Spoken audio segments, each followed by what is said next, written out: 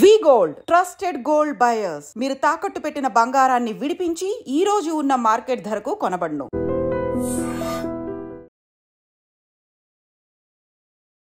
నమస్తే, welcome to iDream social spotlight with Kavitha.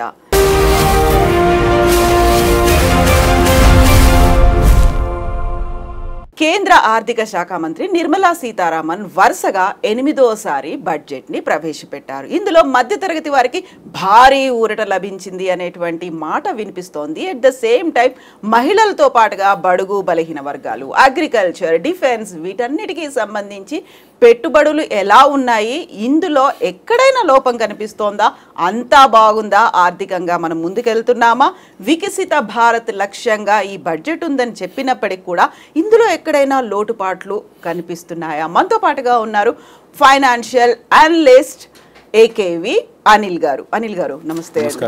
So overall గా అయితే budget కోసం బోల్డ్ అంత ఎదురు చూపులు అనేవి ఉన్నాయి. అందులో అందరికంటే ముందు నుంచి ఆశగా ఎదురు చూసేది మధ్యతరగతి వాళ్ళు. సో వాళ్ళకి బిగ్ బూస్ట్ లభించింది, చాలా రిలీఫ్ ఉంది, పెద్ద ఊరట అనేది వినిపిస్తున్నాయి. ఈ 12 లక్షలు అనేది అందరికీ వర్తిస్తుందా, ఉద్యోగులకే వర్తిస్తుందా, వ్యాపారాలు చేసుకునే వాళ్ళకి కూడా? ఇది ట్యాక్స్ బ్రాకెట్ లో ఉన్న అందరికి కూడా 12 లక్షల రూపాయలు వర్తిస్తుంది. ట్యాక్స్ బ్రాకెట్ లో ట్యాక్స్ ఎవరైతే ఫైల్ చేస్తారో 12 lakhs లో, మన దేశము మనం బేసికలీ ప్యారలల్ ఎకానమీ సిస్టమ్, సమాంతర ఆర్థిక వ్యవస్థ. అంటే ఉద్యోగస్తులు, మీలాంటి ఉద్యోగస్తులు ఎవరైతే ఉంటారో బేసికలీ మీకు 10 లక్షలు జీతం వస్తే 10 లక్షలు కనపడుతుంది, మీరు బై డిఫాల్ట్ ట్యాక్స్ కట్టాల్సి వస్తుంది. నాలాంటి వాళ్ళు సెల్ఫ్ ఎంప్లాయిడ్ ఎవరైతే ఉంటారో వాళ్ళు ₹1,00,00,000 సంపాదించినా కూడా ఈ 2 లక్షలు 3 లక్షలు చూపిస్తాం మనం. So this is called parallel economy. Parallel ఎకానమీలో 2 రకాల వ్యవస్థలు పనిచేస్తాయి. ఒక డైరెక్ట్ ట్యాక్సెస్, ఒకటి ట్యాక్స్ ఎవేజన్. సో మేమందరం మాలాంటి సెల్ఫ్ ఎంప్లాయిడ్, ఇండిజినియస్ ఉద్యోగస్తులు లేదా వ్యాపారస్తులు వీళ్ళందరూ కూడా మ్యాక్సిమం ట్యాక్స్ ఎవేజన్లోనే ఉంటాం మేమందరం కూడా. ఓకే, ఎలాగోలా మేనేజ్ చేసి వైట్ బ్లాక్ అని చెప్పేసి మేనేజ్ చేస్తూ ఉంటారు. మీలాంటి ఉద్యోగస్తులు ఎవరైతే ఉంటారో మొన్నటిదాకా 6 లక్షలు 8 లక్షలు స్లాబ్లో ఉన్న వాళ్ళు ఇప్పుడు మీకు ఊరట లభించింది. 12 లక్షల వరకు కూడా మీరు ట్యాక్స్ని స్లాబ్లోంచి ఎగ్జంప్షన్ వచ్చింది మీకు. 12 lakhs పైన ఉన్న రెట్రోస్పెక్టివ్ బేసిస్ ఏవైతే ఉందో దానిపైన నుంచి తీసుకెళ్లారు. 12, 16, 18, 20 అని చెప్పి ఈ స్లాబ్స్ పైకి తీసుకెళ్లారు. So definitely when it comes to working class ఎవరైతే ఉన్నారో, అంటే డైరెక్ట్ ట్యాక్సెస్లో ఎవరైతే ఉన్నారో వాళ్ళందరికీ ఊరట. రెండోది, ఈవెన్ ఇండిజీనియస్ ఎంప్లాయీస్ ఎవరైతే ఉన్నారో, సెల్ఫ్ ఎంప్లాయిడ్ ఎవరైతే ఉన్నారో వాళ్ళకు కూడా ఊరటనే ఇది. ట్యాక్స్ బ్రాకెట్స్లో ఉన్న వాళ్ళకు హోలిస్టిక్గా చూస్తే ఇద్దరికి ఊరటే. అంటే సెల్ఫ్ ఎంప్లాయిడ్ వాళ్ళకు ఊరటే, at the same time direct employed ఉన్న వాళ్ళకు కూడా, పే రోల్స్లో ఉన్న వాళ్ళకు కూడా ఊరటే ఒకటి. రెండోది, మిగతా వ్యవసాయ రంగాల గురించి మాట్లాడారు. వ్యవసాయ రంగాల గురించి ఏం చేస్తున్నారు, ఎలాంటివి ప్రోత్సాహకాలు ఇచ్చారు ఏంటనేది. ఇప్పుడు వ్యవసాయాల గురించి ఏదో స్కీమ్ పెట్టారు కదా వాళ్ళు, ప్రధానమంత్రి ధన్ కృషి యోజన ఒకటి వ్యవసాయాల కోసం పెట్టారు. అది ఎగ్జాక్ట్లీ మౌలికంగా అది ఎవరికి వర్తిస్తుంది, ఏ రాష్ట్ర ప్రజలకు వర్తిస్తుంది, ఎలాంటి వ్యవసాయ రంగానికి వర్తిస్తుంది, వ్యవసాయ పనిముట్లకు వర్తిస్తుందా, లేకపోతే వ్యవసాయంలో ఉన్న రకరకాల క్రాప్స్ ఉన్నాయి అందులో ఎలాంటి క్రాప్స్కి వర్తిస్తుంది అనేది పూర్తిగా చెప్పలేదు. కాకపోతే ఏంటంటే ఈ కిసాన్ కార్డు ఏదైతే ఉందో దాన్ని 3 నుంచి 5 లక్షలకు పెంచారు. కిసాన్ కార్డు కానీ కిసాన్ క్రెడిట్ అంటే రైతులకు ఇచ్చే క్రెడిట్ని 3 లక్షల నుంచి 5 లక్షలకు పెంచారు. అదొక అడ్వాంటేజ్. రైతులు అంటే ఈ రైతుల్లో ఎవరిని కన్సిడర్ చేశారు? కౌలు రైతులు ఉన్నారు, లేకుంటే ల్యాండ్ ఉన్నటువంటి రైతులు ఉన్నారు? ఇద్దరికి ఎవరికైనా వర్తిస్తుంది అది. ఇప్పుడు రైతులు రిజిస్టర్డ్, ఇప్పుడు మళ్ళీ రైతుల్లో కూడా 2 రకాలు మీరు అన్నట్టు, లీజ్ తీసుకున్న రైతులు, కౌలుదారులు ఉంటారు, ఓనర్స్ ఉంటారు, అసలుదారులు ఉంటారు. డెఫినెట్గా అసలుదారుకి బెనిఫిట్ అయినప్పుడు కౌలుదారు కూడా బెనిఫిటే అవుతుంది అది. ఎందుకంటే వాళ్ళు మాట్లాడేది ఉంటుంది. కిసాన్గా ఎవరైతే గుర్తించబడ్డారో, అంటే రైతులుగా ఎవరైతే గుర్తించబడ్డారో, రైతులుగా ఎవరైతే మేము రైతులమని చెప్పి ఆ కార్డు తీసుకున్నారో వాళ్ళందరూ రైతుల కిందనే కన్సిడర్ అవుతారు. నేను వ్యవసాయం చేస్తున్నాను కానీ నేను వ్యవసాయదారుడు గుర్తింపు పొంది ఇష్టం నాకు లేనప్పుడు నేను చెప్పలేను దాని గురించి. బట్ కౌలు తీసుకొని కూడా నేను వ్యవసాయదారునిగా పనిచేస్తున్నాను నేను అని మనం కార్డు కోసం వెళ్ళినప్పుడు డెఫినెట్గా is also consider as a farmer. So వాళ్ళకు ఆ 3 lakhs నుంచి 5 lakhs స్కీము పెట్టడం అనేది చాలా మంచి decision. So it's a good decision. I'm talking about very positive points. First one income tax slabs, రెండోది వచ్చేసి ఈ రైతులకు సంబంధించింది. మూడోది వచ్చేసి SC ST మహిళలకు న్యూ ఎంటర్ప్రెన్యూర్స్ ఎవరైతే ఉంటారో అంటే అప్ టు 2 crores వరకు అంటే 2 crores వరకు 2 కోట్ల వరకు వాళ్ళకి రుణాలు ఇవ్వడానికి సిద్ధపడింది కేంద్రం. అంటే ఎస్సీ ఎస్టీ మహిళలు ఎవరైతే ఉన్నారో ఆ మహిళలు కొత్తగా వ్యాపారం చేసుకోవడానికి ఎంటర్ప్రెన్యూర్గా మారడానికి 2 కోట్ల వరకు రుణాలు ఇస్తామని చెప్పి ముందుకు వచ్చింది కేంద్రం. అది భారతదేశ చరిత్రలో 3సారి. ఇప్పుడు ఇంతవరకు అలాంటిది ఎప్పుడు జరగలేదు. సో మహిళల్ని ఎంపవర్మెంట్ దిశగా తీసుకెళ్తున్నారు. వెనకబడిన women empowerment for suppressed people అనుకుందాం. ఫర్ సప్రెస్డ్ విమెన్ ఎవరైతే ఉన్నారో వెనుకబడిన తరగతుల స్త్రీలు ఎవరైతే ఉన్నారో వాళ్ళు విమెన్ ఎంపవర్మెంట్ పర్స్పెక్టివ్లో వాళ్ళని ఎంపవర్ చేయడానికి 2 కోట్ల రూపాయల రుణం ఇవ్వడానికి సంసిద్ధం చూపించారు. అది చాలా బ్యూటిఫుల్ ఫెంటాస్టిక్ నిర్ణయం అది. తర్వాత ఇంకొక మంచి నిర్ణయం తీసుకుంది ఏంటంటే ఫారెన్ డైరెక్ట్ ఇన్వెస్ట్మెంట్లో ప్రైవేట్ ఇన్సూరెన్స్ కంపెనీలో ఫారెన్ డైరెక్ట్ ఇన్వెస్ట్మెంట్స్ని ప్రోత్సహిస్తున్నారు. 100% foreign direct investment in private insurance కంపెనీకి వాళ్ళు ఒప్పుకున్నారు. కానీ ఇందులో ఒక మంచి ట్రిక్కీ పాయింట్ ఏంటంటే ఇన్సూరెన్స్ కంపెనీలో పెట్టిన ఫారెన్ ఇన్వెస్ట్మెంట్ పెట్టుబడులు ఏవైతే ఉన్నాయో వాటి మీద వచ్చే రిటర్న్స్ మళ్ళీ ఇండియాలో ఇన్వెస్ట్ చేయాలని క్లాజ్ పెట్టారు.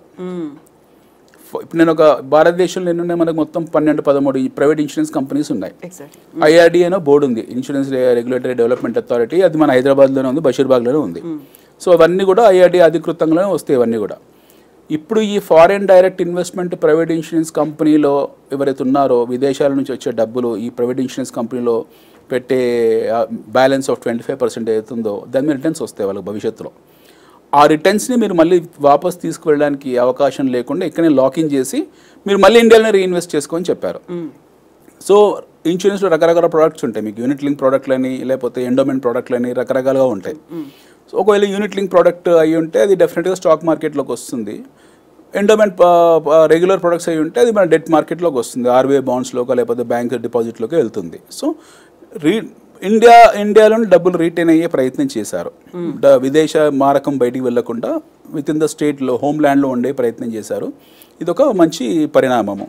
తర్వాత రాష్ట్రాలకు ముఖ్యంగా అన్ని రాష్ట్రాలందరికీ కూడా ఒక 1.5 trillion కెపెక్స్ మీద సపోర్ట్ చేస్తామని చెప్పారు. అంటే క్యాపిటల్ ఎక్స్పెండిచర్ పెట్టుకోవడానికి మీరు రాష్ట్రాల పరిధిలో మీకు డబ్బులు ఇస్తాం మేము 1,50,000 కోట్లు అంటే బహుశా 5-6 వేల కోట్లు ప్రతి రాష్ట్రానికి మేము ఇస్తున్నాము. మీరు క్యాపిటల్ ఎక్స్పెండిచర్ పెట్టుకోండి, ఏమైనా పెండింగ్ వర్క్స్ ఉన్నా కూడా రూరల్ ఇన్ఫ్రాగా అర్బన్ ఇన్ఫ్రా ఇలాంటివి ఏమన్నా సరే చేసుకోవచ్చు అని చెప్పి they are supporting in terms of capital expenditure సంటేజ్ చేస్తుంది.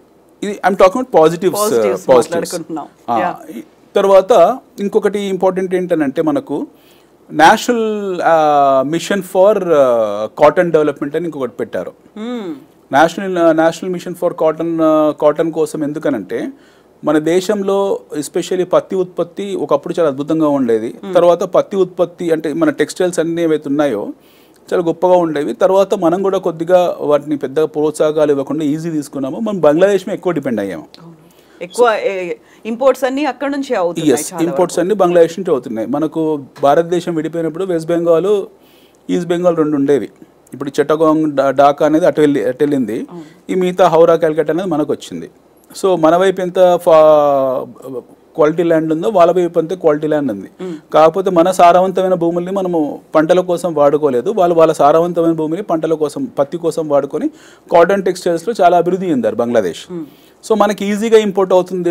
రూపీ మారకంలో కూడా వాళ్ళకి కంఫర్టబుల్గా ఉందని చెప్పేసి మన వాళ్ళు వెళ్ళి అక్కడ కంపెనీస్ పెట్టారు. ఎస్పెషల్లీ రేమండ్ ఇలాంటి కంపెనీస్ అక్కడ పెట్టుకున్నారు. బట్ ఇప్పుడు పరిణామాలన్నీ మారిపోయాయి. బంగ్లాదేశ్లో రాజకీయంగా మారిపోయాయి. ఇప్పుడు అక్కడ అంతర్గత పోరు జరుగుతుంది, ఫండమెంటల్ రాడికలిజం జరుగుతుంది, అక్కడ అంతర్యుద్ధాలు జరుగుతున్నాయి. సో మన ఇండస్ట్రీకి సేఫ్టీ కాదు, మన ఇంపోర్ట్స్కి సేఫ్టీ కాదు. సో ఈ ద్వైపాక్షిక సంబంధాలు ఎప్పుడు బెడిసి కొడతాయో తెలియదు. కాబట్టి మన కాటన్ ఇండస్ట్రీని ఎస్పెషల్లీ టెక్స్టైల్ ఇండస్ట్రీని దృష్టిలో పెట్టుకొని కాటన్ మిషన్ ఒకటి ఏర్పరిచారు. బహుశా ఒక 3 years, 4 years, 5 years దీని విజిబుల్ రిజల్ట్స్ మనకి ఇంపాక్ట్ ఉంటుంది, చూస్తాం. ఎందుకంటే కాటన్ లాంగ్ హార్వింగ్ కాదు అది. అంటే అది మాడి చెట్లాగా ఈ రోజు పెడితే 10 ఏళ్ళకు రాదు, ఏ సంవత్సరంకి ఆ సంవత్సరంకి వస్తుంది. కాబట్టి ఇప్పుడు స్టార్ట్ చేస్తే నెక్స్ట్ ఇయర్ కు will have ample bales of cotton. So దాని మీద డిపెండెన్సీ కూడా తగ్గిపోతుంది. మనకి ఇంపోర్ట్ డిపెండెన్సీ తగ్గించుకోవడం కోసము ఇది ఒక యాక్షన్ తీసుకున్నారు. బహుశా యాక్షన్ ఎప్పుడు తీసుకోవాల్సింది 10 years బ్యాకే కాటన్ ఉత్పత్తుల మీద మనం ఒక యాక్షనబుల్ మిషన్ ఉండాల్సింది. బట్ నెవర్దలెస్ లేట్గా అయినా సరే ఒక లేటెస్ట్ డిసిషన్ తీసుకున్నారు, ఇది ఒకటి మంచిది. అయితే ఇప్పటిదాకా సిల్క్ మీద పెట్టారా ఫోకస్ అంతా? సిల్క్ మీద ఎప్పుడు ఫోకస్ పెట్టలేదు మనం సిల్క్ మీద ఎప్పుడు ఫోకస్ పెట్టలేదు. మనకు సిల్క్ సెరికల్చర్ అనేది మన చైనా తర్వాత ఎక్కువ ఉత్పత్తి చేస్తే కూడా భారతదేశమే. ఇప్పుడు కాంచీపురం ఎలా ఉందో, బనారస్ ఎలా ఉందో, భారతదేశంలో సెరికల్చర్ ఇండస్ట్రీ అనేది ఒకప్పుడు మనం అగ్రగామి comparatively. After China we were the largest producer of silk. మనకు సిల్క్ బోర్డు ఉంది హైదరాబాద్లో, షాద్నగర్లో సిల్క్ బోర్డు ఉంది. కాకపోతే అవన్నీ ఎక్కడో మరుగున పడిపోయాయి, వాడికి ఏమీ లేదు. ఈరోజు సిల్క్ గురించి పెద్దగా ఏం ప్రస్తావించలేదు. ఇప్పుడు వాళ్ళు టాయ్స్ గురించి ఒకటి మాట్లాడారు, national action plan for toys అని మాట్లాడారు. Instead of talking about cottage industry they were talking about toys. అంటే బహుశా చైనా నుంచి మనము దిగుమతి చేసుకుంటున్నాం చిన్న పిల్లలు ఆడే బొమ్మలు అవి ఇవి అని చెప్పి దృష్టిలో పెట్టుకొని అన్నారేమో తెలియదు. It is very amateur actually speaking. Toys అనకుండా వాళ్ళు కాటేజ్ ఇండస్ట్రీ అనో లేకపోతే ఇంకేదో చేతి వృత్తులనో అంటే బాగుండేది. అంటే మన దేశంలో చాలా వృత్తులు ఉన్నాయి, పని వృత్తులు చాలా ఉన్నాయి, ఒక బొమ్మలే కాదు కదా, మన దేశంలో ఎన్నో పని వృత్తి కళలు ఉన్నాయి. అన్నింటినీ దృష్టిలో పెట్టుకొని కాటేజ్ ఇండస్ట్రీ అని ఉంటే వాళ్ళు అంతకుముందు కన్నా ఎంఎస్ఎంఈ అందరికి ఎంకరేజ్మెంట్ లా ఉండేది. ఎందుకంటే వీఆర్ టాకింగ్ అబౌట్ ఎంఎస్ఎంఈ. ఈ బడ్జెట్లో మనం ఎంఎస్ఎంఈ ప్రోత్సాహకాల గురించి మాట్లాడాము. మిడ్ అండ్ స్మాల్ ఎంటర్ప్రైజెస్ని డెవలప్ చేస్తాం వాటిని అని చెప్పేసి చాలా భారీ స్థాయి బడ్జెట్లో అనౌన్స్మెంట్లు జరిగాయి, ప్రసంగాలు జరిగాయి. బట్ ఈ ఎంఎస్ఎంఈ ప్రసంగాలు ఆ స్థాయిలో జరిగినప్పుడు ఎంఎస్ఎంఈ ప్రోత్సాహకాలు ఇస్తామని చెప్పినప్పుడు దాన్ని టాయ్స్ వరకు ఎందుకు పరిమితం చేసిన విషయం నాకు కూడా అర్థం కాలేదు. టాయ్స్ అని కాకుండా పూర్తి కాటేజ్ ఇండస్ట్రీ గురించి మాట్లాడుంటే బాగుండేది. కాటేజ్ ఇండస్ట్రీలో మీకు బాణాసంచా కూడా వస్తుంది అక్కడ మన తమిళనాడులోది. మన దగ్గర కొండపల్లి బొమ్మలు కూడా వస్తాయి, నిర్మల్ పెయింటింగ్స్ కూడా వస్తాయి. మన ప్రతి చేనేత కార్మికుడు అందులో కవర్ అయిపోతాడు. ఇవన్నీ this all are part of MSME. So ఎంఎస్ఎంఈలో it need not be a building material industry అనో ఏ రెడీమిక్స్ అనో కాదు కదా, అందులో చాలా ఉంటాయి. సో చిన్న పరిశ్రమ ఏదైనా సరే ఎంఎస్ఎంఈ కింద వస్తుంది. ఓ 50 మంది 60 మంది క్యాండిల్ తయారు చేసే ఎంఎస్ఎంఈ కింద వస్తుంది. కుండలు తయారు చేయడం కూడా ఎంఎస్సీ కిందే వస్తుంది. ఓకే, కప్ సాసులు తయారు కూడా ఎంఎస్సీ కిందే వస్తుంది. కానీ బొమ్మల వరకే పరిమితం చేశారు అనేది మేబీ అంటే చైనా మార్కెట్ ఏమైనా దెబ్బతీయాలి. చైనా ప్రతి దాంట్లో ఉంది కదండి. చైనా లేని ఎందులో చెప్పండి. మీరు పెట్టుకునే బొట్టు బిల్లలు, వేసుకునే గాజులు, మనం ఎగరేసే మాంజాలు, పతంగుల నుంచి మొదలు పెడితే మన దోమల బ్యాట్ల వరకు చైనా ప్రతి దాంట్లో. మన నిత్య జీవితంలో భారతదేశం లేకపోవచ్చు, చైనానే ఎక్కువ ఉంది. మన దైనందిన కార్యక్రమంలో from morning the moment we woke up till the time we sleep, China ఎక్కర్లేదు చెప్పండి. మన జీవితంలో అనుక్షణం చైనాను మనం వెంటాడుతూనే ఉంది. మనం ఉదయం పొద్దున్న లేచినప్పటి నుంచి మనం బ్రష్ చేసుకునే దగ్గర నుండి మొదలు పెడితే రాత్రి పడుకున్నప్పుడు పిల్లో కవర్ కూడా చైనా నుంచే వస్తుంది. మనకు రాంది ఏం చెప్పండి. మనం ప్రతి వస్తువు మన చైనాదే. మనం వాడే తాగే టంబ్లర్లు, వాటర్ బాటిళ్ళు, everything belong to China. So China ఒక బొమ్మలే కాదు, చైనా చాలా మనకు ఎగుమతి చేస్తుంది. సో ఈ ఎగుమతి చైనా నుంచి వచ్చేవైతున్నాయో వాటిని తగ్గించుకోవాలనుకుంటే తప్పకుండా మన ఎంఎస్సీ సెక్టర్ని, దాని కన్జంప్షన్ ఎక్కువ ఇండియాలో ఉంటుంది. We say that India happen to be A domestic consumption story అంటాం మనం. పొద్దున్న లేచి రాత్రి వరకు మాట్లాడే అద్భుతమైన గొప్ప గొప్ప పదప్రయోగాలు ఏంటంటే ఇండియా డొమెస్టిక్ కన్జంప్షన్ స్టోరీ. ప్రపంచంలో అత్యద్భుత ప్రగతి సాధిస్తున్న దేశము, చాలా గొప్ప అంతర్గత వినిమయం ఉన్న దేశం అని అంటుంటాం మనం. సో దాన్ని అన్నప్పుడు ఆ పదానికి సార్థకత చేయాలంటే అది బొమ్మల వరకే కాదు, దాన్ని అన్ని ఇండస్ట్రీకి పరిమితం చేయాలి. అక్కడ మనం మిస్ అయ్యాం, డిస్కనెక్ట్ వచ్చింది అక్కడ. తర్వాత ఈ స్కిల్ ప్రోగ్రామ్ ఒకటి పెట్టారు. ప్రతి బడ్జెట్లో చూడండి, స్కిల్ అనగానే అది ఐఐటికే పరిమితం అవుతుంది. ఎందుకలా తెలియదు. ఎందుకలా అంటే మనం ఎట్లయిపోయామంటే we have become a hub of creating talent and exporting the talent. మనము టాలెంట్ని సృష్టిస్తున్నాము. ఇప్పుడు మీ పిల్లలు, నా పిల్లలు, ఇంకెవరి పిల్లలైనా సరే వాళ్ళందరినీ చదివిపిస్తున్నాము. ఓకే, దానికి ప్రజలందరూ పనులు కడతారు. ఎస్పెషల్లీ ప్రభుత్వ పాఠశాలలో, ప్రభుత్వ కళాశాలలో చదువుకునే విద్యార్థులు ఎవరుతున్నారో వాళ్ళందరూ ట్యాక్స్ పేయర్ మనీతో చదువుకుంటారు. వాళ్ళందరికీ లక్కీగా ఐఐటీలో సీట్ వచ్చింది. ఈ ప్రభుత్వం కూడా ఐఐటీ మీద చాలా ఖర్చు పెడుతుంది, భారీ స్థాయిలో ప్రయారిటీస్ ఇచ్చేసి ఐఐటీస్ మీద పెడుతుంది. ఈ ఐఐటీలో చదువుకున్న వాళ్ళు ఎంతమంది ఈ టాలెంట్ ఇండియాలో రిటైన్ అవుతుంది? దే ఆర్ గెటింగ్ ఎక్స్పోర్టెడ్ కదా. We exported even Sundar Pichai for that matter, వీళ్ళు కూడా ఐఐటీఎన్సే. ఇవన్నీ ట్యాక్స్ పేయర్ మనీస్. మనం గొప్పగా చెప్పుకుంటాం, అమెరికాలో పెద్ద పెద్ద దేశాల్లో పెద్ద పెద్ద సంస్థల్లో వీళ్ళు అధినేతలు ఉన్నాయని చెప్పుకుంటాం, కానీ మన వాళ్ళు మనకేం పన్నులు కట్టట్లేదు. మన పన్నులతో చదువుకున్న విద్యార్థులు స్కిల్డ్ లేబర్గా తయారైపోయి, స్కిల్ఫుల్ క్రాఫ్ట్స్మెన్గా తయారైపోయి we are exporting them to foreign countries where they are not paying a single rupee in return. వాళ్ళ మీద ఖచ్చితంగా సుంకాలు విధించాలి. ఇంత ఖర్చు పెడుతున్నప్పుడు వాళ్ళ మీద మన సుంకాలు విధించాల్సిన హక్కు మనకుంది. మన టాలెంట్ బయటికి మనం ఎక్స్పోర్ట్ చేస్తున్నప్పుడు we have to take back our money. ఎందుకంటే వాళ్ళు మన కోసం పనిచేయట్లేదు, విదేశాల కోసం పనిచేస్తారు, ఇతరత్ర దేశాల కోసం పనిచేస్తున్నారు. మేధో సంపత్తి అంతా అక్కడికి వెళ్ళిపోతుంది. మేధో సంపత్తిని మనం ట్రాన్స్పోర్ట్ చేస్తున్నాము. చాలా పనిగట్టుకొని ఐఐటీలు అనే వాటిని పనిగట్టుకొని ఒక చికెన్ ఫార్ములా, కోళ్ళ ఫార్ములా తయారు చేసి గొప్పగా చెప్పుకొని ఇదందరినీ బయటికి పంపించి వాడు ఇంకో దేశంలో వెళ్ళి పనిచేస్తాడు మన పన్నులతో, మనకు రూపాయి కట్టడు. And once they go back to some other country, they become the citizen of that country and he pay the taxes right royally to that country. అక్కడ ఆ దేశానికి పన్నులు కడతారు వాళ్ళు, అమెరికాకో కెనడాకో ఇంగ్లాండ్కో కడతారు, కానీ భారతదేశానికి పైసా రాదు అందులో. సో ఖచ్చితంగా మనం మేధో సంపత్తిని ఎప్పుడైతే మనం ఎగుమతి చేస్తున్నామో వాళ్ళ నుంచి మనం పన్నులు వసూలు చేయాల్సింది. ఎందుకంటే దే బార్న్ ఇన్ ఇండియా, వాళ్ళ హోమ్ల్యాండ్కి వాళ్ళు రుణపడి ఉన్నారు. అది వాళ్ళు గుర్తించకపోవచ్చు, బట్ ప్రభుత్వం గుర్తించాలి, మిగతా ప్రజలు అందరు అన్ని పక్షాలు వాటి గురించి మాట్లాడాలి. ఇంకొకటి ఏంటంటే అతి ముఖ్యమైన విషయము, ఎంతసేపు మీరు ఐఐటీఎస్ ఫోకస్ చేస్తున్నారు తప్పిస్తే పల్లెటూరి కుగ్రామాల్లో, ఏ వికారాబాద్లోనో, ఏ జడ్చర్లలోనో, ఏ వరంగల్లోనో, ఏ స్టేషన్ గణపూర్లో ఉన్న ప్రభుత్వ పాఠశాలల్లో వాళ్ళని ఎందుకు స్కిల్ఫుల్గా తయారు చేయరు? యూ హ్యావ్ టు ఎందుకు వసతులు డెవలప్ చేయరు? మీరు ఎంతసేపు హై అండ్ ఎడ్యుకేషన్ మీద ఫోకస్ పెడుతున్నారు, ప్రైమరీ ఎడ్యుకేషన్ ఎందుకు కావట్లేదు? ఇప్పుడు ఏదో 50,000 స్కూల్స్ ఇండియా మొత్తంలో బ్యాండ్ విడ్త్ ఇచ్చి ఇంటర్నెట్ బ్రాడ్బ్యాండ్ ఇస్తామంటున్నారు. ఫైన్, అక్కడ బాగానే ఉంది 50,000 స్కూల్స్, బట్ ఇండియాలో 50,000 స్కూల్స్ లేవు. మన దేశంలో 3 లక్షల గ్రామాలు ఉన్నాయి. we have about 3 lakh 4 lakh villages in India.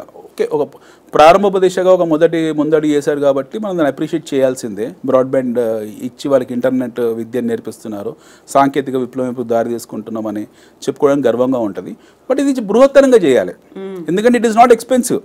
దేశం మొత్తం బ్రాడ్బ్యాండ్, దేశం మొత్తము స్కూల్స్ అందరికి కూడా మీరు ఒక బ్రాడ్బ్యాండ్ కనెక్షన్లు ఇచ్చి సాంకేతిక విద్యని ఫ్రీగా అందించడం వల్ల ఎంత ఖర్చు అవుతుందో 2-3 లక్షల కోట్లు ఖర్చు అవుతుందేమో. అది మనం రైట్ ఆఫ్ చేసిన బ్యాడ్ బుక్స్ కన్నా కూడా తక్కువే. మనం గత 10 సంవత్సరాల్లో మన దేశంలో సంస్థల పేరు మీద క్రోనిక్ క్యాపిటలిస్టులు ఎవరైతే ఉన్నారో దాదాపు 12 లక్షల కోట్లు వాళ్ళకు రుణమాఫీ చేశాం. అవునా మేడం? ఒక 12 లక్షల కోట్లు రుణమాఫీ చేశాం. విజయమాల్యా కావచ్చు, నీరవ్ మోడీ కావచ్చు, లేదా దేశాల నుంచి పారిపోయారు. వాళ్ళని మళ్ళీ పట్టుకు రాలేము, వాళ్ళు రారు కూడా, అయిపోయింది. వాళ్ళ డబ్బులు ఎక్కడ వెళ్ళాయో తెలియదు. Okay, we talk about Swiss banks, we talk about Panama papers, నల్లధనం వస్తుంది 15 లక్షలు వేస్తాము అని చెప్పిన మాట అంతా అది లేదులేండి. ఎప్పుడు అలా మిగతా వాళ్ళు సృష్టించే తప్పిస్తే 15 లక్షలు ఇస్తా అని చెప్పేసి ప్రధానమంత్రి గారు ఎప్పుడు అన్నట్టు ఎక్కడ దాఖలాలు లేవు. అది మీడియా మిగతా వాళ్ళు సృష్టించింది. బట్ నెట్ ఏంటనంటే మన దేశంలో పన్నులు సామాన్య ప్రజలు కట్టిన పన్నుల్ని బ్యాంకుల ద్వారా రుణాలు ఇచ్చి వేరే వాళ్ళకు ఆ రుణాలను మాఫీ చేయడం, రైట్ ఆఫ్ చేయడం అనేది అసలు అది ఐ డోంట్ నో. దాన్ని మనం అంటే విమర్శించే వరకే పరిమితం చేసుకుందాం, దాన్ని కాసేపు విమర్శిద్దాము. అది తప్పుడు చర్య. వాటిని ఆ బుక్స్ని ఎప్పుడు అలాగే ఉంచాల్సింది. వాడు కట్టినా కట్టకున్నా సరే మన బుక్స్లో ఎప్పుడు మన బ్యాడ్ బుక్స్లో ఉంచాల్సింది, అలాగే ఉంచాల్సింది. ఆ ప్రొవిజన్స్ కింద పెట్టాల్సింది, వాటిని రిసీవబుల్స్ కింద పెట్టాల్సింది. బ్యాడ్ డెట్స్ని ఇప్పుడు ఒక చిన్న ఎగ్జాంపుల్ మేడం, మీరో ఎవరో ఇప్పుడు మీరే ఉన్నారు, హౌసింగ్ లోన్ తీసుకున్నారు. హౌసింగ్ లోన్ తీసుకుని 4 చెక్ బౌన్స్లు అయిపోయాయి. ఇమీడియట్ మీకు నోటీస్ వస్తుంది. 5th చెక్ బౌన్స్ కు వాడు జప్తు ఆప్షన్ లో పెట్టేస్తాడు. యాక్షన్ అది, he will put in option. Option it self is a serious action. మీకు అక్కడ వాడు ఇమీడియట్ గా he will come and he will put your property into option. Option లో వెళ్ళిపోతుంది, మీ రైట్స్, మీ హక్కులు కోల్పోతారు దాని మీద. జస్ట్ 4 చెక్ బౌన్స్ లకు irrespective of me health condition, economic condition చూడకుండా వాళ్ళంతా సీరియస్ యాక్షన్ తీసుకుంటారు. అవునా? అలాంటి సందర్భాలు వచ్చినప్పుడు మన దగ్గర ఎలాంటి విండో సిస్టమ్ లేదు. అలాంటి ప్రజలకు, అలాంటి కష్టాల్లో ఉన్న వాళ్ళకు ఎలా ఆదుకుందామనే సిస్టమ్ మన దగ్గర లేదు. అవును. But what we are doing is, పెద్దవాళ్ళు ఎవరైతున్నారో లక్షల కోట్ల రూపాయలు తీసుకొని ఎగవేతదారులు ఎవరైతున్నారో వాళ్ళందరి రుణాలని మనము మాఫీ వదిలేసాం. It is absolute blunder. చేయాల్సింది కాదు. సో ఇంత పెద్ద భారీ స్థాయిలో ఇన్ని కుంభకోణాలని మనం మాఫీ చేసి పెద్ద మనసుతో వాళ్ళని రుణమాఫీ చేసినప్పుడు ఈ చిన్న స్థాయి ప్రజలు ఎవరైతే ఉన్నారో, విద్యార్థులు, పేద విద్యార్థులు, గ్రామీణ విద్యార్థులు, వీళ్ళు ఎవరైతే ఉన్నారో వీళ్ళకు మంచి విద్యని, సాంకేతిక విద్యని ఇవ్వడంలో తప్పలేదు కదా. కానీ మనం అటువైపు ఆ దశగా ఆలోచించలేదు, ఆ దశగా ముందడిగేయలేదు. సో ఇది ఇక్కడ డిస్కనెక్ట్ ఉంది ఈ బడ్జెట్లో. ఇంకొకటి భారత్ ట్రేడ్ నెట్ అని పెట్టారు, ఇంటర్నేషనల్ ట్రేడ్ చేయడానికి. భారత్ ట్రేడ్ నెట్ భవిష్యత్ ఒక ప్లాట్ఫామ్ కావచ్చు. భారత్ ట్రేడ్, అందులో currency trading, derivatives trading, stock market trading, crude oil trading, పప్పు ధాన్యాల ట్రేడింగ్. ఈ భూమి మీద ట్రేడింగ్ లేని వస్తువు ఏది లేదు, ప్రతి వస్తువు ట్రేడింగే. ఈ వస్తువుని మనం ట్రేడ్ చేయొచ్చు అనుకుంటే చాలు, అది దానికి ఒక ప్లాట్ఫామ్ ఉంటుంది, దానికి ఒక ఎక్స్చేంజ్ ఉంటుంది, దానికి ఒక రెగ్యులేటర్ సిస్టమ్ ఉంటుంది, తీసుకెళ్ళి పడేస్తారు, ట్రేడింగ్లో పెట్టేస్తారు. దాన్ని పసుపు నుంచి మొదలు పెడితే, మిల్లెట్స్ నుంచి మొదలు పెడితే, క్రూడ్ ఆయిల్ నుంచి మొదలు పెడితే, బంగారం, అసలు ఇసుక లేని వస్తువులు లేవు. Everything can be traded. So mostly Bharat net అనే ట్రేడింగ్ ప్లాట్ఫామ్ క్రియేట్ చేశారు. ఇందులో ట్యాక్స్లు వస్తాయేమో తెలియదు, టాక్సేషన్ అంటే దీనికి సంబంధించి ఫుల్ ఫ్లెడ్జ్డ్ గా ఏమవుతుంది, ప్రొసీజర్స్ ఎలా ఉంటాయి అనేది కూడా ఏం వెల్లడించలేదు. ఒక ప్లాట్ఫామ్ ఉండబోతోంది. ఒక సినాప్సిస్ చెప్పారు, దాని తాలూకు బ్లూ ప్రింట్ కానీ డీటెయిల్స్ కానీ ఇంకా మనకు రాలేదు. బట్ అనౌన్స్మెంట్ అయితే చేశారు, ఒక భారత్ నెట్ అన్న ఒకటి చేస్తున్నాం అనేది. మోస్ట్లీ యూపీఏ సిస్టమ్ లా చేస్తారో ఎలా చేస్తారో మనకు తెలియదు ఇంకా. అది ఇప్పుడు ఈ స్లాబ్ సిస్టమ్స్ కూడా న్యూ ఎకనామిక్ రిఫార్మ్స్ అనేది విషయం పక్కన పెడితే, ఇప్పుడు కొత్త ట్యాక్స్ రిజిమ్ సిస్టమ్స్ కూడా మీకు వారం తర్వాత తెలుస్తాయి. ఇప్పుడు మేడం గారు చెప్పింది, ఎఫ్ఎం గారు చెప్పింది కూడా వారం తర్వాత మీకు డిక్లేర్ చేస్తామని చెప్పేసి ఈ రోజు కన్స్ట్రక్టివ్ ఏం చెప్పింది, పార్లమెంట్ సెషన్ లో ప్రవేశపెడతామని చెప్పారు. తర్వాత మనకు ఇంకొక ఇంపార్టెంట్ పాయింట్ ఏంటంటే, ప్రతి జిల్లా హెడ్ క్వార్టర్లో, అంటే ప్రతి భారతదేశంలో ఉన్న అన్ని గవర్నమెంట్ హాస్పిటల్స్ ఏవైతే ఉన్నాయో, అంటే district head quarter government hospitals అన్నింటిలో కూడా క్యాన్సర్ ట్రీట్మెంట్కి ఒక సపరేట్ యూనిట్ పెడతామని చెప్పారు. ఒక 36 లైఫ్ సేవింగ్ డ్రగ్స్ అని ఐడెంటిఫై చేసాము. ఆ 36 లైఫ్ సేవింగ్ డ్రగ్స్ మీద మేము పన్నులు సుంకాలు తగ్గిస్తాము. ఎట్ ది సేమ్ టైం ప్రభుత్వ ఆసుపత్రుల్లో, ఎస్పెషల్లీ గవర్నమెంట్ డిస్ట్రిక్ట్ హెడ్ క్వార్టర్స్లో ఉండే హాస్పిటల్స్లో ఆంకాలజీ డిపార్ట్మెంట్ కూడా ఓపెన్ చేస్తున్నాం, క్యాన్సర్ సంబంధించింది. ఆ ట్రీట్మెంట్ చేస్తామని చెప్పారు. It's a very good decision. Okay, ఈ 36 లైఫ్ సేవింగ్ డ్రగ్స్ ఏంటో మనకు తెలియదు. ఆ లైఫ్ సేవింగ్ డ్రగ్స్ అనే దాని గురించి మనకు అవగాహన లేదు, ఇంతవరకు దాని డిక్లరేషన్ జరగలేదు. సో అది లైఫ్ సేవింగ్ డ్రగ్ అంటే అది that can be anything. That can be anything. మనము కరోనా టైంలో Dolo was a life saving drug. Corona టైంలో డోలోనే కదా చాలా మంది బ్రతికిచ్చింది, అది కూడా లైఫ్ సేవింగ్ డ్రగ్గే. సో ఈ 36 లిస్టెడ్ డ్రగ్స్ ఏంటో మనకు తెలియదు. సో దాని ఇన్ఫర్మేషన్ మనకు లేదు. But it's a good decision.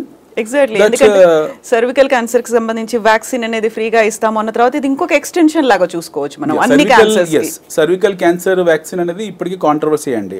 Cervical తీసుకోవాలా వద్దా అనేది ఇప్పటికీ కాంట్రవర్సీ ఉంది. దాని మీద చాలా కాంట్రవర్సీ జరుగుతుంది. అది ఇంకా అది ప్రూవ్డా నాట్ ప్రూవ్డా మనకు తెలియదు, దాని సైడ్ ఎఫెక్ట్స్ ఏంటన్న విషయం తెలియదు. బట్ ఇన్ జనరల్ క్యాన్సర్ ఏదైతుందో, కేమియోథెరపీ ఏదైతుందో, దట్ ఈస్ ప్రెటీ ఎక్స్పెన్సివ్. చాలా పెయిన్ఫుల్లే కాదు, చాలా ఎక్స్పెన్సివ్ కూడా. సో సర్వికల్ క్యాన్సర్ విషయం కాసేపు పక్కన పెడితే క్యాన్సర్లు ఎన్నో ఉన్నాయి. Throat cancer, lung cancer, liver cancer, రకరకాల క్యాన్సర్స్ ఉన్నాయి. సో ఈ క్యాన్సర్స్ ట్రీట్మెంట్లన్నీ కూడా ఒక ప్రతి గవర్నమెంట్ హాస్పిటల్లో we are going to put oncology department అని ఒక అనౌన్స్మెంట్ చేశారు. That's fantastic. తర్వాత ఇంకొకటి మనకు మంచి పాయింట్ ఏంటంటే, హోటల్ ఇండస్ట్రీని వీళ్ళు ఇన్ఫ్రాస్ట్రక్చర్ రంగంగా గుర్తించారు.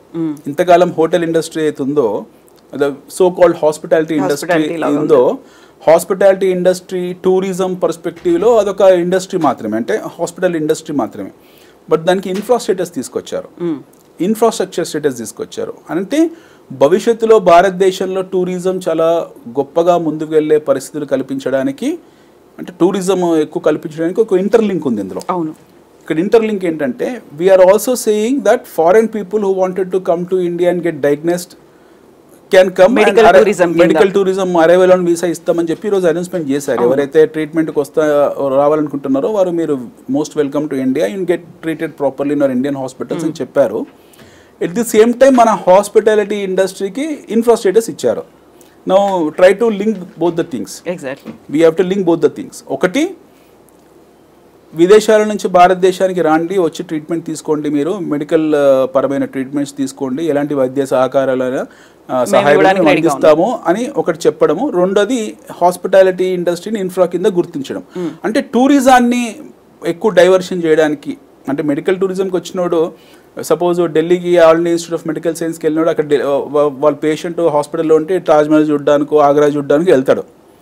సో దట్ వే మన హోటల్ ఇండస్ట్రీ అయితే ఉందో సో కాల్డ్, అది ఇన్ఫ్రా కింద వచ్చిన తర్వాత దానికి కూడా ఎఫ్డిఏ ఉంటుందేమో.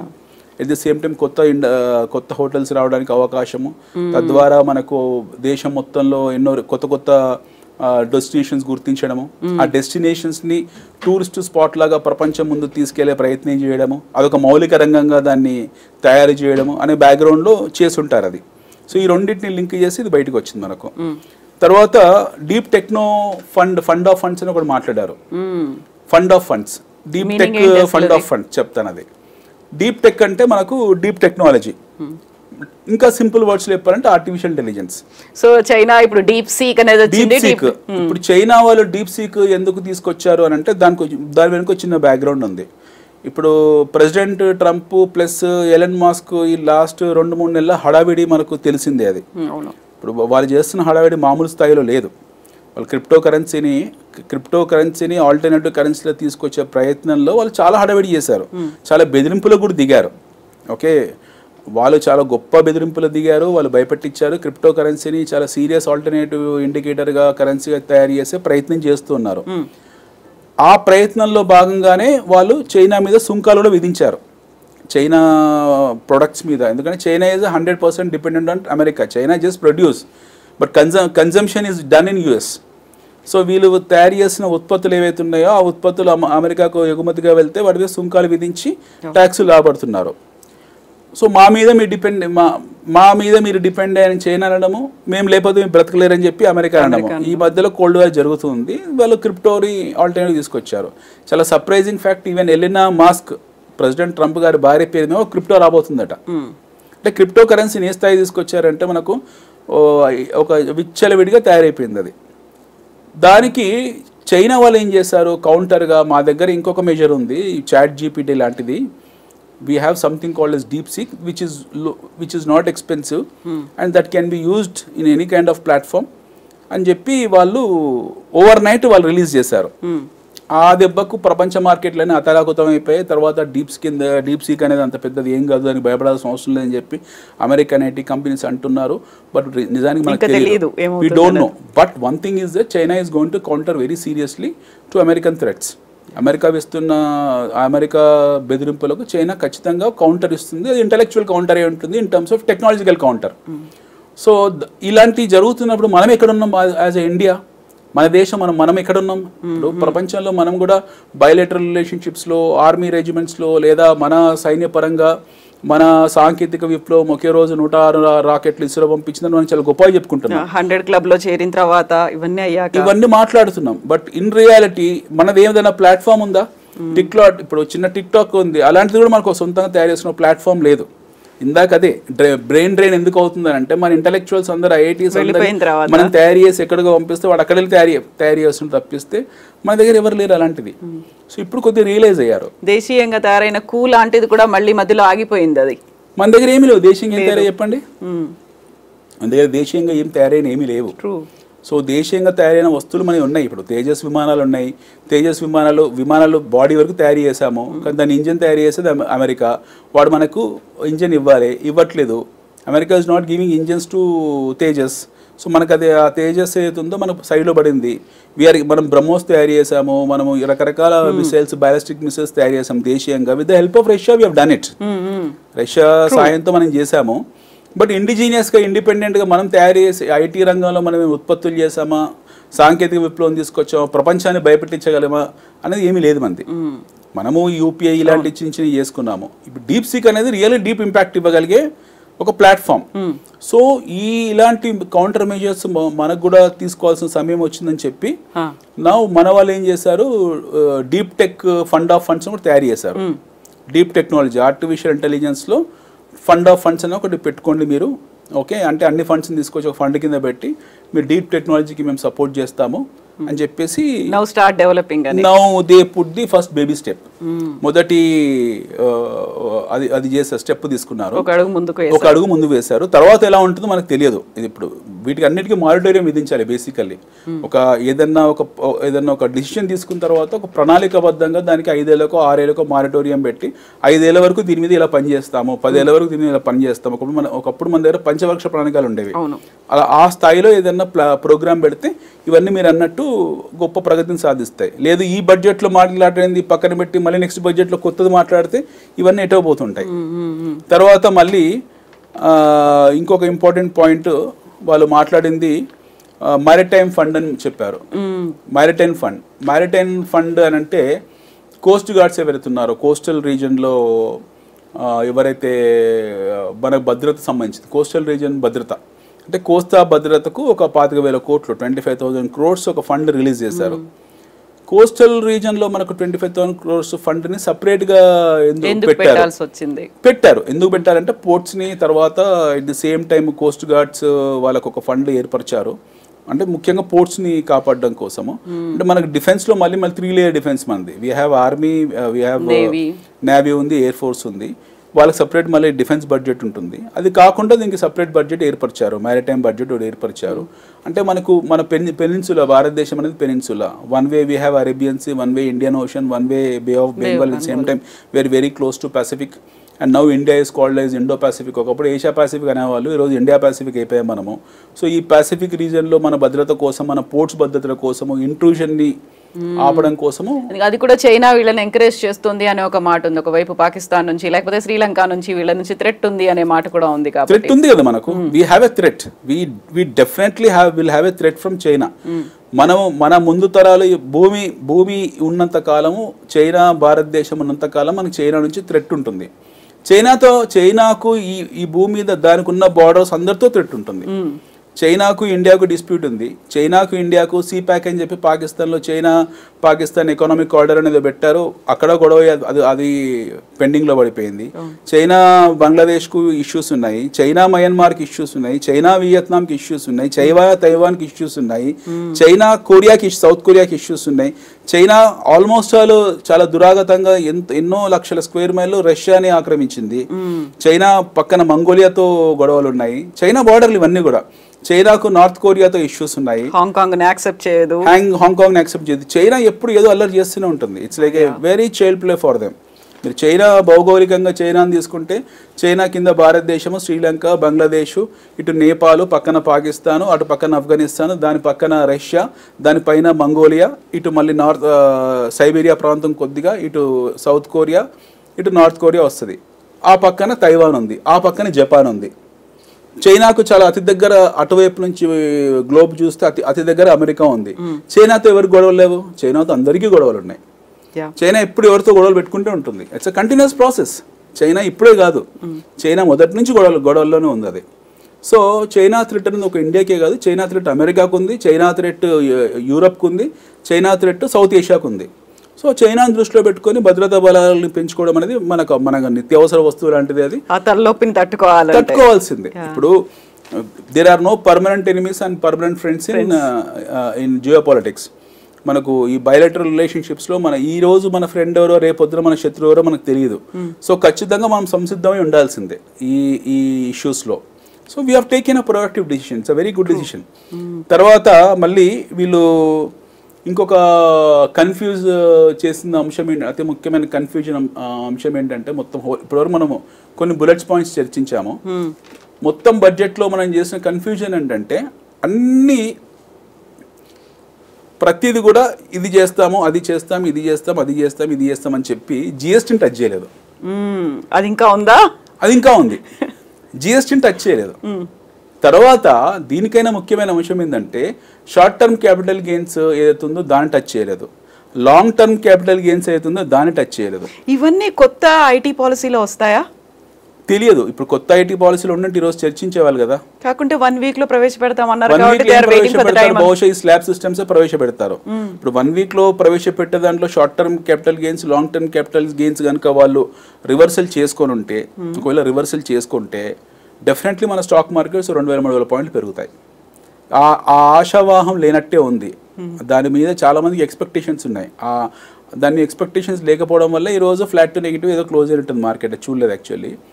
బట్ మనకు ఇంకో ఇంపార్టెంట్ విషయం ఏంటంటే, అత్యుత్సాహం వల్ల కొద్దో గొప్ప మనం సక్సెస్ అయిపోయాము, మన జీడిపి గురించి మనం చాలా గొప్పగా మాట్లాడుకుంటున్నామని మనం మాట్లాడుకుంటున్నాం. కానీ మన పర్ క్యాపిటల్ ఇన్కమ్ ఏం పెరగలేదు మన భారతదేశంలో. స్థూల జాతీయ ఉత్పత్తి అనేది పెరిగింది. ఆ స్థూల జాతీయ ఉత్పత్తిలో అనిల్ కుమార్ ఉంటాడు, అంబానీ ఉంటాడు. అంబానీ దగ్గర 10 లక్షల కోట్లు, దగ్గర 10 రూపాయలు లేవు. సో ఇద్దరి ఆస్తులు సో యావరేజ్ మనం చేయలేము. సో స్థూల జాతీయోత్పత్తి అవుతుందో in the grand scheme of థింగ్స్లో చాలా గొప్పగా కనపడుతుంది. బట్ ఇండివిజువల్గా వచ్చేప్పటికి, వ్యక్తిగత ఆదాయం అనేది పెరగట్లేదు. మన మిడిల్ క్లాస్ వ్యక్తిగత ఆదాయం పెరగట్లేదు, లోవర్ మిడిల్ క్లాస్ అసలు పెరగట్లేదు. ఈ రోజు కూడా జనాలు రేషన్ కార్డు మీద లేకపోతే ఫ్రీ బీస్ మీద రాష్ట్ర ప్రభుత్వాలు ఇచ్చే సంక్షేమ పథకాల మీద డిపెండ్ అయ్యారు. వాళ్ళని ఎస్ఎంఈలు అంటున్నారు, లేకపోతే ఏదో టాయ్స్ ఏదో ఇండస్ట్రీ అని చెప్పారు తప్పిస్తే వాళ్ళని అడ్రస్ చేసినట్టు ఒక బృహత్తర ప్రణాళిక అయితే ఏం కనపడలేదు ఈ బడ్జెట్లో. రెండోది విదేశీ మారకం మనకి ఏదైతే వచ్చిందో మన దేశంలో ఒక 4 నెలల క్రితం వరకు కూడా almost 680 billion $690 billion foreign reserves ఉండేవి. వీఆర్ సిట్టింగ్ అని హెమంగస్ హ్యూజ్ ఫారెన్ రిజర్వ్స్. మూడోసారి అధికారంలో రాగానే వీళ్ళు ఏం చేశారు, షార్ట్ టర్మ్ క్యాపిటల్ గెయిన్స్ మీద 12.5% నుంచి టక్కున 20% చేశారు. ఈలోగా ట్రంప్ అమెరికాలో అధ్యక్షుడు అవుతున్నాడు, అక్కడ వాళ్ళు మేక్ ఇన్ ఇండియా మీద ఎక్కువ ఫోకస్, మేక్ ఇన్ అమెరికా మీద ఎక్కువ ఫోకస్ పెడతారు, బాండ్ డీల్స్ మీద ఎక్కువ రాబడి ఉంటుంది చెప్పి మన దేశంలో ఉన్న విదేశీ మారకం అవుతుందో, విదేశీ సంస్థాగత ఇన్వెస్టర్స్ పెట్టుబడిదారులు పెడుతున్నారు, వాళ్ళందరూ డబ్బులు తీసుకుని మొదలు పెట్టారు. గత 4 నెలలుగా దాదాపు మనం $30 బిలియన్ $40 బిలియన్ కూలిపోయాము. ఎప్పుడైతే వాళ్ళ అమ్మకాలు మొదలు పెట్టారో అది రూపీ పడుకుంటూ వెళ్ళింది. ఆ కన్వర్షన్ రేషియోలో వాళ్ళు డాలర్లు అమ్ముతారు కాబట్టి వాళ్ళ బెనిఫిట్లో డాలర్లు అమ్మేసుకొని వెళ్ళిపోతున్నారు. ఇది ఎందువల్ల జరిగింది? ఒకటి ప్రపంచ రాజకీయాలు కొద్దిగా మారడం వల్ల ఒకటి ఇన్సెక్యూరిటీ అన్సర్టనిటీ ఏర్పడింది. బట్ దీనికి ఈ స్థాయిలో అమ్మకాలు చేపట్టాల్సిన అవసరం లేదు. దీనికి కారణం ఏంటంటే షార్ట్ టర్మ్ క్యాపిటల్ గెయిన్స్. అంటే ఆ ఎస్టీటీని వీళ్ళు షార్ట్ టర్మ్ క్యాపిటల్ గెయిన్స్ని ఎస్టీసీజీని ఎప్పుడైతే రివర్సల్ చేస్తారో ఆ రోజు మళ్ళీ మనం $750 బిలియన్ వెళ్ళిపోతాము. కానీ ఆ నిర్ణయం ఏం తీసుకోలేదు ఈ రోజు వాళ్ళు. షార్ట్ టర్మ్ క్యాపిటల్ గెయిన్స్ వాళ్ళు ఆశించారు, బట్ ఇన్వెస్టర్కు షార్ట్ టర్మ్ క్యాపిటల్ లాస్ కింద మారిపోయింది అది. ఇది చాలా పెద్ద నెగిటివ్ యాక్చువల్లీ. దీని మీద మార్కెట్ వర్గాలు బాగా ఆశించారు.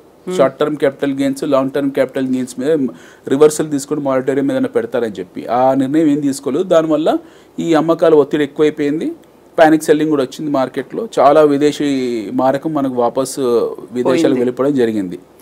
దాని గురించి ఏం మాట్లాడలేదు. ఒకవేళ ఇదే కంటిన్యూ అవుతే we'll be in deep trouble. మళ్ళీ దీన్ని ఎలా అడ్రస్ చేస్తారో మనకు తెలియదు. ఇప్పుడు నెక్స్ట్ వచ్చే వారం రోజుల్లో మళ్ళీ ఇంకొక షెడ్యూల్ పెట్టాము, మేము ఫర్దర్ డిస్కషన్ ఇంకొకటి పెట్టామని చెప్పారు. అందులో నిర్ణయం మీద నిర్మాణాత్మక నిర్ణయం, కన్స్ట్రక్టివ్ డిసిషన్ తీసుకుంటే వెల్ అండ్ ఫైన్, లేకపోతే దట్ వుడ్ బి ప్రాబ్లం. రెండోది జిఎస్టీ రాష్ట్రాలు అన్ని వేలు ఒకేలా ఉండనట్టు అన్ని రాష్ట్రాలు ఒకేలా ఉండవు. ఒకటి పేద రాష్ట్రం ఉంటుంది, ఒకటి ధనిక రాష్ట్రం ఉంటుంది, ఒకటి మధ్యంతర రాష్ట్రం ఉంటుంది, రకరకాల రాష్ట్రాలు ఉంటాయి. తెలంగాణ రాష్ట్రం మనం we pay the highest GST in the country. Top 5లో మనం ఉన్నాము. సో టాప్ 5 ఉన్నప్పుడు కొద్దిగా గొప్ప న్యాయం చేయాలి, ఎక్స్పెక్ట్ చేస్తుంటాం మనం కూడా. క్యాపిటల్ ఎక్స్పెండిచర్ కోసం మిగతా వాళ్ళకన్నా ₹2 ఎక్కువ వేయండి, ఎందుకంటే మా ప్రజలు ఎక్కువ కష్టపడి మీకు ఎక్కువ పన్నులు కడుతున్నారు కాబట్టి జిఎస్టీ మాకు వాటా ఎక్కువ వేయండి అని మనం కోరుకుంటాం. అలాగే పక్క రాష్ట్రం ఆంధ్ర ఉంది, వాళ్ళ సొంత రాష్ట్రం ఏర్పడిన తర్వాత వాళ్ళు కూడా చాలా ఇబ్బందుల్లో ఉన్నారు. సో ఒకవైపు ఇబ్బందులో ఉన్న రాష్ట్రానికి సపోర్ట్ చేయాలి. ఈరోజు నిర్మలా సీతారామన్ గారు తెలుగులో మాట్లాడారు, పద్యం పలికారు, అక్కడ వరకు ఆపేశారు. దాని తర్వాత ఇవ్వాల్సింది ఇవ్వలేదు. ఇప్పుడు తెలుగులో మాట్లాడి ఒక పద్యం పాడేసి వదిలేశారు. తర్వాత ఏమన్నా ఇవ్వాల్సింది ఏం మాట్లాడలేదు వాళ్ళు. They would have done a great job for them. Actually Andhra deserves it. ఆంధ్రాలో మళ్ళీ ఇంటెలెక్చువల్ బ్రెయిన్ డ్రైన్ కావడానికి కారణం కూడా ఇలాంటివి అవుతాయి. ప్రోత్సాహకాలు ఇవ్వకుండా ఉంటే అది మంచిది కాదు, మంచి పరిణామం కాదు. ఖచ్చితంగా ఇవ్వాల్సిందే, ఇవ్వలేదు. అందరికీ ర్యాండమ్గా యూనివర్సల్గా ప్రతి రాష్ట్రానికి మొత్తం అన్ని రాష్ట్రాలకు ఒక $1.5 బిలియన్ ట్రిలియన్ ఇస్తున్నాము, $1,00,000 కోట్లు ఇస్తున్నాము, మీరు పంచుకోండి అని చెప్పి ఒక మాట అన్నారు తప్పిస్తే ఏ రాష్ట్రానికి అయితే అవసరం ఉందో ఆ రాష్ట్రాన్ని స్పెసిఫిక్ అడ్రస్ చేయలేదు. ఎక్కువ ఫోకస్ మటుకు బీహార్ మీద కనపడింది. బీహార్ మీద గ్రీన్ ఫీల్డ్స్ ఆ స్ట్రెచ్ ఈ స్ట్రెచ్ అని కనపడింది. బహుశా వస్తున్న ఎలక్షన్స్ దృష్టిలో పెట్టుకొని చేశారో లేకపోతే ఇంకే భద్రతా కారణాలు దృష్టి చేశారో తెలియదు. But the focus was more on Bihar. అది చాలా స్పష్టంగా తెలిసింది. అంటే ఒక పొలిటికల్ బడ్జెట్ లాగా రిలీజ్ చేశారు, ఒక రాజకీయ బడ్జెట్ని బీహార్ని చూశారు. బట్ ఇక్కడ అన్యాయమని నన్ను, కాకపోతే అభివృద్ధి చెందుతున్న రాష్ట్రాలు వెతున్నారు, ఇంకా ఎక్కువ కాంట్రిబ్యూట్ చేయగలిగే రాష్ట్రాలు తెలంగాణ అని ఆంధ్ర కానివ్వండి, ఇవి దేశానికి ఎక్కువ కాంట్రిబ్యూట్ చేయగలుగుతాయి. ఇంటెలిజెన్స్ ఉన్న రాష్ట్రాలు ఇవి. ఫోకస్ ఎక్కువ పెట్టాల్సిన రాష్ట్రాలు. You have fantastic great engineers ఉన్నారు, డాక్టర్స్ ఉన్నారు, ఎడ్యుకేషన్ సిస్టమ్ స్ట్రాంగ్గా ఉంది. ఇక్కడ ఇలాంటి రాష్ట్రాల మీద ఇంకొంచెం ఎక్కువ ఫోకస్ పెడితే వీళ్ళు దేశ అభివృద్ధికి ఎక్కువ కాంట్రిబ్యూట్ చేయగలుగుతారు. అది లేదు ఫోకస్. జిఎస్టీలో రాష్ట్రాల పంపకాలు వాటాల గురించి ఏం మాట్లాడలేదు. అది ప్రత్యేకంగా మళ్ళీ వీళ్ళు వెళ్ళి వాళ్ళ అపాయింట్మెంట్ తీసుకొని మాట్లాడుకోవాల్సిన పరిస్థితి వచ్చింది. తర్వాత ఈ స్లాబ్ సిస్టమ్స్ ఏంటిది, షార్ట్ టర్మ్ క్యాపిటల్ గెయిన్స్ ఏంటిది, లాంగ్ టర్మ్ క్యాపిటల్ గెయిన్స్ అంటే అనేది మళ్ళీ వారం రోజులు రిలీజ్ చేస్తా అని చెప్పారు. నెట్ ఏంటంటే old wine in new bottle. ఇది పాతది, ఇప్పుడు 8వ సారి మేడం గారు ప్రవేశపెట్టారు. 8 సార్లు ఇదే మోనోటోనీ స్ట్రీమ్లో రన్ అయింది. వినూత్నంగా అయితే ఏమీ లేదు. బడ్జెట్ నుంచి ఎక్స్పెక్ట్ చేసింది అయితే నాకైతే ఏం కనపడలేదు. ఈ 2-3 బాగా నచ్చిన పాయింట్ ఏంటంటే, వెనకబడ్డ తరగతుల్లో ఈ 2 కోట్ల రూపాయలు ప్రోత్సాహకం మహిళలకు, ఎస్సీ ఎస్టీ మహిళలకు ఇస్తా అని చెప్పింది ఒకటి చాలా బాగుంది. It's fantastic point. రెండోది ప్రతి జిల్లాకు క్యాన్సర్ సెంటర్లో ఆంకాలజీ అనేది ఒక మంచి పాయింట్. ఇవి 2 తప్పిస్తే నాకు పెద్దగా కనిపించట్లేదు. ఏం కనిపించట్లేదు. అయితే అనిల్ గారు, ఇక్కడ చాలా కీలకంగా కనిపించినటువంటి ఒక అంశం, ట్రంప్ రాకముందు, ట్రంప్ వచ్చిన తర్వాత కూడా డాలర్తో రూపాయి మారకం విలువ పడిపోయింది అనే దాంతో పాటుగా మోదీ నేను 3rd టైం ప్రధానమంత్రిని అయిన తర్వాత 5 ట్రిలియన్ ఎకానమీ ఉన్నటువంటి దేశంగా ఎదుగుతుంది, ఆ దిశగా అడుగులు ఏమైనా పడ్డాయి? ఈ 2 అంశాలకు సంబంధించి ఏమీ లేవు అసలు. 5 ట్రిలియన్ ఎకానమీ అనేది ఎప్పుడు జరుగుతుంది? మీరు ఇండిజీనియస్ వ్యవస్థను తయారు చేసుకున్నప్పుడు. ఇప్పుడు చైనా 18 ట్రిలియన్ ఎకానమీ అయింది, ఇప్పుడు 20 ట్రిలియన్ ఎకానమీ అయింది చైనా. ఎందుకు జరిగింది అది? మీకు పరిశ్రమ ఉంది అక్కడ. అన్ని వృత్తులని పరిశ్రమగా గుర్తించి ప్రతి వృత్తిని ఒక ఎస్ఎంఈలో తయారు చేశారు. చైనా ఏ స్థాయిలో పనిచేస్తుందని అంటే, చైనాకు సపరేట్గా వాళ్ళంతా సాగ్రిగేట్ చేశారు. India focused SME, America focused SME. ఆ మార్కెట్ ని దెబ్బతీయడానికి కాదు, ఈ ఇండియాకు ఈ వస్తువును ఉత్పత్తి చేయాలి. ఫర్ ఎగ్జాంపుల్, ఇండియాలో గాలిపటాలు ఎగరేస్తారు.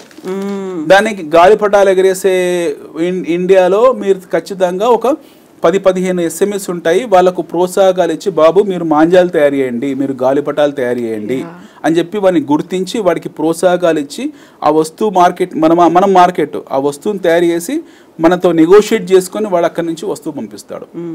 ఒక మార్కెట్ని ఐడెంటిఫై చేయడం, ఫస్ట్ కన్జ్యూమర్ ఎక్కడున్నాడు, టార్గెట్ కన్జ్యూమర్ ఎక్కడున్నాడు, ఎవరు కన్జ్యూమర్, వాడిని ఐడెంటిఫై చేయడం. ఆ కన్జ్యూమర్కి ఏం కావాలి దాన్ని ఐడెంటిఫై చేయడం. ఉత్పత్తి వ్యవస్థ ఎక్కడుంది, మన దగ్గర ఉంది. ఎవరు చేస్తున్నారు, ఎవరు ఆ వృత్తి చేసేవాళ్ళు, వాళ్ళని గుర్తించడము. వాడికి ఏం కావాలి, పనిముట్లు, డబ్బులు ఇవ్వండి, ప్లేస్ ఇవ్వండి, వాడు హ్యాజిల్ ఫ్రీ. వాడికి మొత్తం అన్ని బాటిల్ నెక్స్ అన్ని క్లియర్ చేసి ఆ ఫైనల్ ప్రోడక్ట్స్ని ఆ మార్కెట్లోకి డంప్ చేస్తారు. Simple process. మీరు ఇంట్లో ఒక వంట వండాలనుకున్నారండి, మీరు యూ వాంటెడ్ టు కుక్, ఈరోజు ఏదో టమాటా కూర వండాలనుకున్నారు. మీరు ఏం చేస్తారు, ముందుగా ఫస్ట్ టమాటాలు మార్కెట్కి వెళ్ళి తెచ్చుకుంటారు, పచ్చిమిర్చి తెచ్చుకుంటారు, కొత్తిమీర తెచ్చుకుంటారు, అన్ని ఐటమ్స్ తెచ్చేసి తయారు చేసి ఆ కూర వండేసి ఒక దగ్గర స్టోర్ చేస్తారు. మీరు వెళ్ళిపోతారు, మీ పిల్లలు హస్బెండ్ వచ్చి వాటిని భుజిస్తారు. సిమిలర్లీ ఒక ఇండస్ట్రీ కూడా అలాగే ఫంక్షన్ అవుతుంది. మీ టార్గెట్ ఆడియన్స్ ఎవరు, ఇంట్లో మీ ఫ్యామిలీ. మీరు ఇక్కడ పని చేయడానికి వస్తారు కాబట్టి మీ టార్గెట్ ఆడియన్స్ మీ ఫ్యామిలీ. వాళ్ళకి ఏం చేయాలో ఒక ప్రాసెస్ ప్రకారం చేశారు. ఇది ప్రాసెస్ అనమాట. మనం ఎస్ఎంఈ అని చాలా బ్రాడ్గా ఒక పదం యూజ్ చేసాము. దాని ప్రాసెస్ ఏంటి, ప్లానింగ్ ఎగ్జిక్యూషన్ ఇలా ఉంది, ఎన్నో ఉన్నాయి కదా. మనం there is something called as built operationalize and transfer అంటాం, BOT అంటాం మనం. Built operationalize and transfer.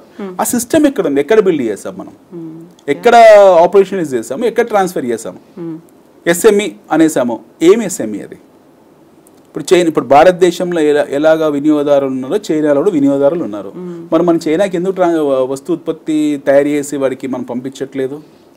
ఎంతసేపు మనం అగ్రో ప్రోడక్ట్స్, మన దగ్గర పండిన గోధుమలు, పంచదార, మన దగ్గర పండిన బియ్యాన్ని, అంటే ఇవన్నీ ప్రకృతి సహజ సిద్ధంగా వచ్చిన వస్తువుని పంపిస్తున్నాం తప్పిస్తే, ఏదో బజాజ్ ఆటోనో, హీరో మోటార్నో లేకపోతే మారుతి కాలో పంపిస్తుంది తప్పిస్తే ప్రపంచంలో మిగతా మార్కెట్స్ లేవా?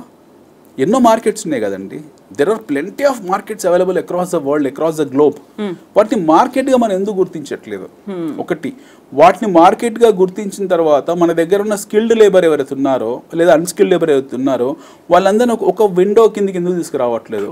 వాళ్ళందరూ ఒక విండో కింద తీసుకొచ్చి దాని ఒక ఇండస్ట్రీ కింద ఎందుకు మార్చట్లేదు? ఆ ఇండస్ట్రీ కింద మార్చిన తర్వాత వచ్చిన ఫైనల్ ప్రోడక్ట్ని, ఒక ఉత్పత్తిని ఏదైతే ఉందో దాన్ని ఎక్స్పోర్ట్ చేయడానికి సీమ్లెస్ సిస్టమ్ ఎందుకు తయారు చేయట్లేదు?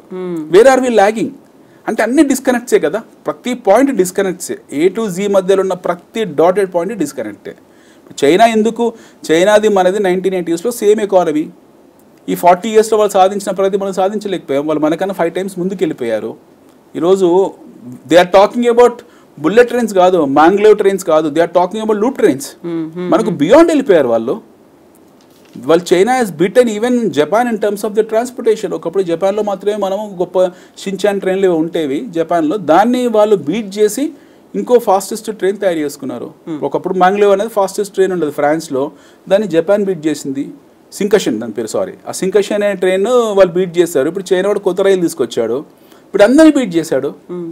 సో వాళ్ళ పబ్లిక్ లైఫ్ స్టాండర్డ్స్ని అంటే జీవన ప్రమాణాలని వాళ్ళు మెరుగుపరుచుకుంటూ వాళ్ళు ఎట్ ది సేమ్ టైం ప్రపంచానికి ఒక పెద్ద ఉత్పత్తి సంస్థలాగా, దేశంలో కూడా ఒక సంస్థలాగా తయారయ్యారు. ఒక హబ్ అయింది, ప్రొడక్షన్ హబ్ అయిపోయింది. మన దగ్గర ఈక్వల్ స్కిల్, ఒకటే నాగరికత, ఒకటే సంస్కృతి, ఒకటే రకమైన ఆహార అలవాట్లు, అంతే జనాభా ఎట్ ది సేమ్ టైం ప్రపంచంలో రెండు కూడా అత్యంత పురాతనమైన నాగరికతలు మనవి వాళ్ళవి. ఇన్ఫాక్ట్ మన దగ్గర చదువుకోవడానికి వచ్చేవాళ్ళు చైనా నుండి హుయన్సాంగ్ ఇలాంటి వాళ్ళందరూ నలందాకు వచ్చారు. ఇవన్ నాగార్జునకొండ కూడా వచ్చారు, మన దగ్గర అమరావతికి కూడా వచ్చారు. People have travelled across the country, వాళ్ళందరూ తిరిగారు. బౌద్ధ భిక్షువులు మన దగ్గర నుంచి అక్కడికి వెళ్ళారు, ఎన్నో విద్యలు తీసుకెళ్లారు. ఫైనల్గా వాళ్ళు ఏం చేశారు, ప్రపంచాల నుంచి నేర్చుకున్నాడు. వాడికి భాష కూడా రాదు, కనీసం మన బ్రిటిష్ వాళ్ళు పరిపాలించి ఇంగ్లీష్ నేర్పించారు, వాడికి ఆ భాష కూడా రాదు. They have face lot of problems. ఇన్ని హర్డల్స్ని అధిగమించి వాళ్ళు ఈరోజు ఒక ప్రపంచంలో రెండో అతి బలమైన ఆర్థిక శక్తిగా ఎదిగి వెళ్ళిపోయారు 40 సంవత్సరాలు. అంటే వాళ్ళు ఎంత ఆర్గనైజ్ చేసుకున్నారు, ఎంత పునర్నిర్మాణం చేసుకున్నారు, ఎంత పునర్జీవితం పొందారు వాళ్ళు. ఇది మనం ఎందుకు చేయలేకపోతున్నాం?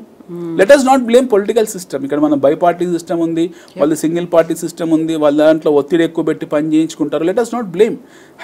Are we organised or not? ఇదే వేగ్నెస్. ఇది 70 బడ్జెట్లు 80 బడ్జెట్లు అన్ని ఇలాగే ఉన్నాయి మన దేశంలో. అప్పటి నుంచి ఇదే వేగ్నెస్, ఇవే వేగ్నెస్ ఉంటుంది మనకు. అయితే ఇప్పుడు మనం వికసిత భారత్ అన్నాం, గతంలో వోకల్ ఫర్ లోకల్ ఇట్లాంటివన్నీ ఉన్నాయి, ఆత్మనిర్భర్ భారత్ ఉంది. ఈ రోజు మాత్రం ప్రతి అనౌన్స్మెంట్ దగ్గర వికసిత భారతే లక్ష్యంగా అనేది. సో ఇవన్నీ చూస్తూ ఉంటే వికసిత్ భారత్ అనే దాన్ని గ్లోరిఫై చేశారా, లేకుంటే ఆ దిశగా అడుగులన్నీ వేస్తూ ముందుకెళ్తున్నారు అనిపించింది? 5 ఏళ్ల క్రితము ఇండియా షైనింగ్ అని చెప్పి ప్రమోద్ మహాజన్ తీసుకొచ్చారు. అవును, 25 years బ్యాక్ ఇండియా షైనింగ్ అని చెప్పి. అప్పుడు మనకు సింగిల్ రోడ్డు ఉండేది ఇండియా మొత్తంలో, సింగిల్ రోడ్. ప్రపంచం మొత్తంలో 4 track రోడ్లు, 6 track రోడ్లు, 8 track రోడ్లు ఉన్నప్పుడు సింగిల్ ట్రాక్ రోడ్డు మీద ఉండి మనము ఇండియా షైరింగ్ అని మాట్లాడాము. ప్రపంచం అంతా నవ్వింది మనం చూసి. People loved it us. మీ దగ్గరకు వస్తే రోడ్లే లేవు, మీ దగ్గరకు వస్తే టాయిలెట్లే లేవు, మీ దగ్గరికి వస్తే, మీ దేశానికి వస్తే కరెక్ట్ హాస్పిటల్లే లేవు, మీ దేశానికి వస్తే ఉండడానికి మంచి హోటల్స్ లేవు. బట్ ఇండియా షేరింగ్ అని మనము సర్ది చెప్పుకున్నాము, సంజాయిషి ఇచ్చుకున్నాము, మనం గ్లోరిఫై చేసుకున్నాము. వికసిత్ భారత్ దాని తర్వాత ఈ 25 ఏళ్లలో నిజంగానే వికసిత్ భారత్ జరిగింది. లాస్ట్ 10 yearsలో చాలా పురోగతి సాధించాం మనం. 10 ఏళ్లలో మన ఫారెన్ రిజర్వ్స్ని ఎక్కడి నుంచి ఒకటి తీసుకెళ్ళాము. డెడ్ అయిన పిఎస్యూ బ్యాంక్స్ని రివైజ్ చేసుకున్నాము. యాక్చువల్లీ మన private sector bank, public sector banks almost collapse అయిపోయాయి. గత 10 సంవత్సరాల క్రితం కొలాప్స్ అయిపోయి వాటికి ఆక్సిజన్ పెట్టి వెంటిలేటర్లు అవన్నీ బయటికి తీసుకొచ్చి ఈరోజు మళ్ళీ నడిపిస్తూ లాభాల దశకు తీసుకెళ్ళాం. డిజిన్వెస్ట్మెంట్ దశగా వెళ్తున్నాం మనం. నవరత్నాలు ఏవైతే మాట్లాడుతున్నామో వాటిని డిజిన్వెస్ట్మెంట్ చేసి అందులోంచి వచ్చిన డబ్బుల్ని మళ్ళీ వేరే వాటికి ఖర్చు పెట్టి వాటిని మనం ప్రైవేట్ సెక్టర్గా పూర్తి అనకున్నా సరే వాటికంటూ డిమాండ్ సప్లై ఈక్విలిబ్రియం తీసుకొచ్చి పెడుతున్నాము. ఇప్పుడు సో కాల్డ్ వికసిత్ భారత్ ఉందో ఇది పూర్తి స్థాయిలో వికసించాలి. అట్లీస్ట్ విచ్చుకోవాలంటే దానికి మనము జవసత్వాలు ఇవ్వాలి. 2047 వరకైనా ఎస్, అట్లీస్ట్ ఒక నెక్స్ట్ 5-6 years అయితే చాలా యాక్షనబుల్స్ క్రియేట్ చేసుకోవాలి. మనము వీ హ్యావ్ గ్రేట్ ఇంటెన్షన్స్. మన ఫైనాన్స్ మినిస్ట్రీకి కానివ్వండి, ప్రధానమంత్రికి కానివ్వండి, లేకపోతే మనం పూర్తి స్థాయి వ్యవస్థకు గొప్ప మంచి ఆలోచనలు ఉన్నాయి, విజన్ ఉంది. దెర్ ఈజ్ అ విజన్, అలా అనుమానం కూడా లేదు. మన బయలాటరల్ రిలేషన్షిప్సే ఫెంటాస్టిక్ ఎగ్జాంపుల్. గొప్ప ఉదాహరణ ఏంటంటే మన భారతదేశపు బయలాటరల్ రిలేషన్షిప్ లాస్ట్ 10 yearsలో జయశంకర్ గారు, అజిత్ దోవల్ గారు, ప్రధానమంత్రి మోదీ గారు వీళ్ళంతా చాలా గొప్ప పనులు చేశారు, చాలా హార్డ్ వర్క్ చేశారు, దేశాలు తిరిగారు, మన గురించి ప్రచారం చేశారు, మన దగ్గరికి పెట్టుబడులు తీసుకొచ్చారు, చాలా కష్టపడ్డారు, చాలా అంటే చాలా కష్టపడ్డారు. కాకపోతే ఏంటంటే పాలసీ మేకింగ్ వచ్చేప్పటికి ఏంటంటే మళ్ళీ స్ట్రింజెంట్ అవుతున్నారు వాళ్ళు. They are taxing people very heavily. కొంతమందిని రిజర్వ్ చేసి పెట్టాలి. ట్యాక్సింగ్ ఎవరు చేయాలి?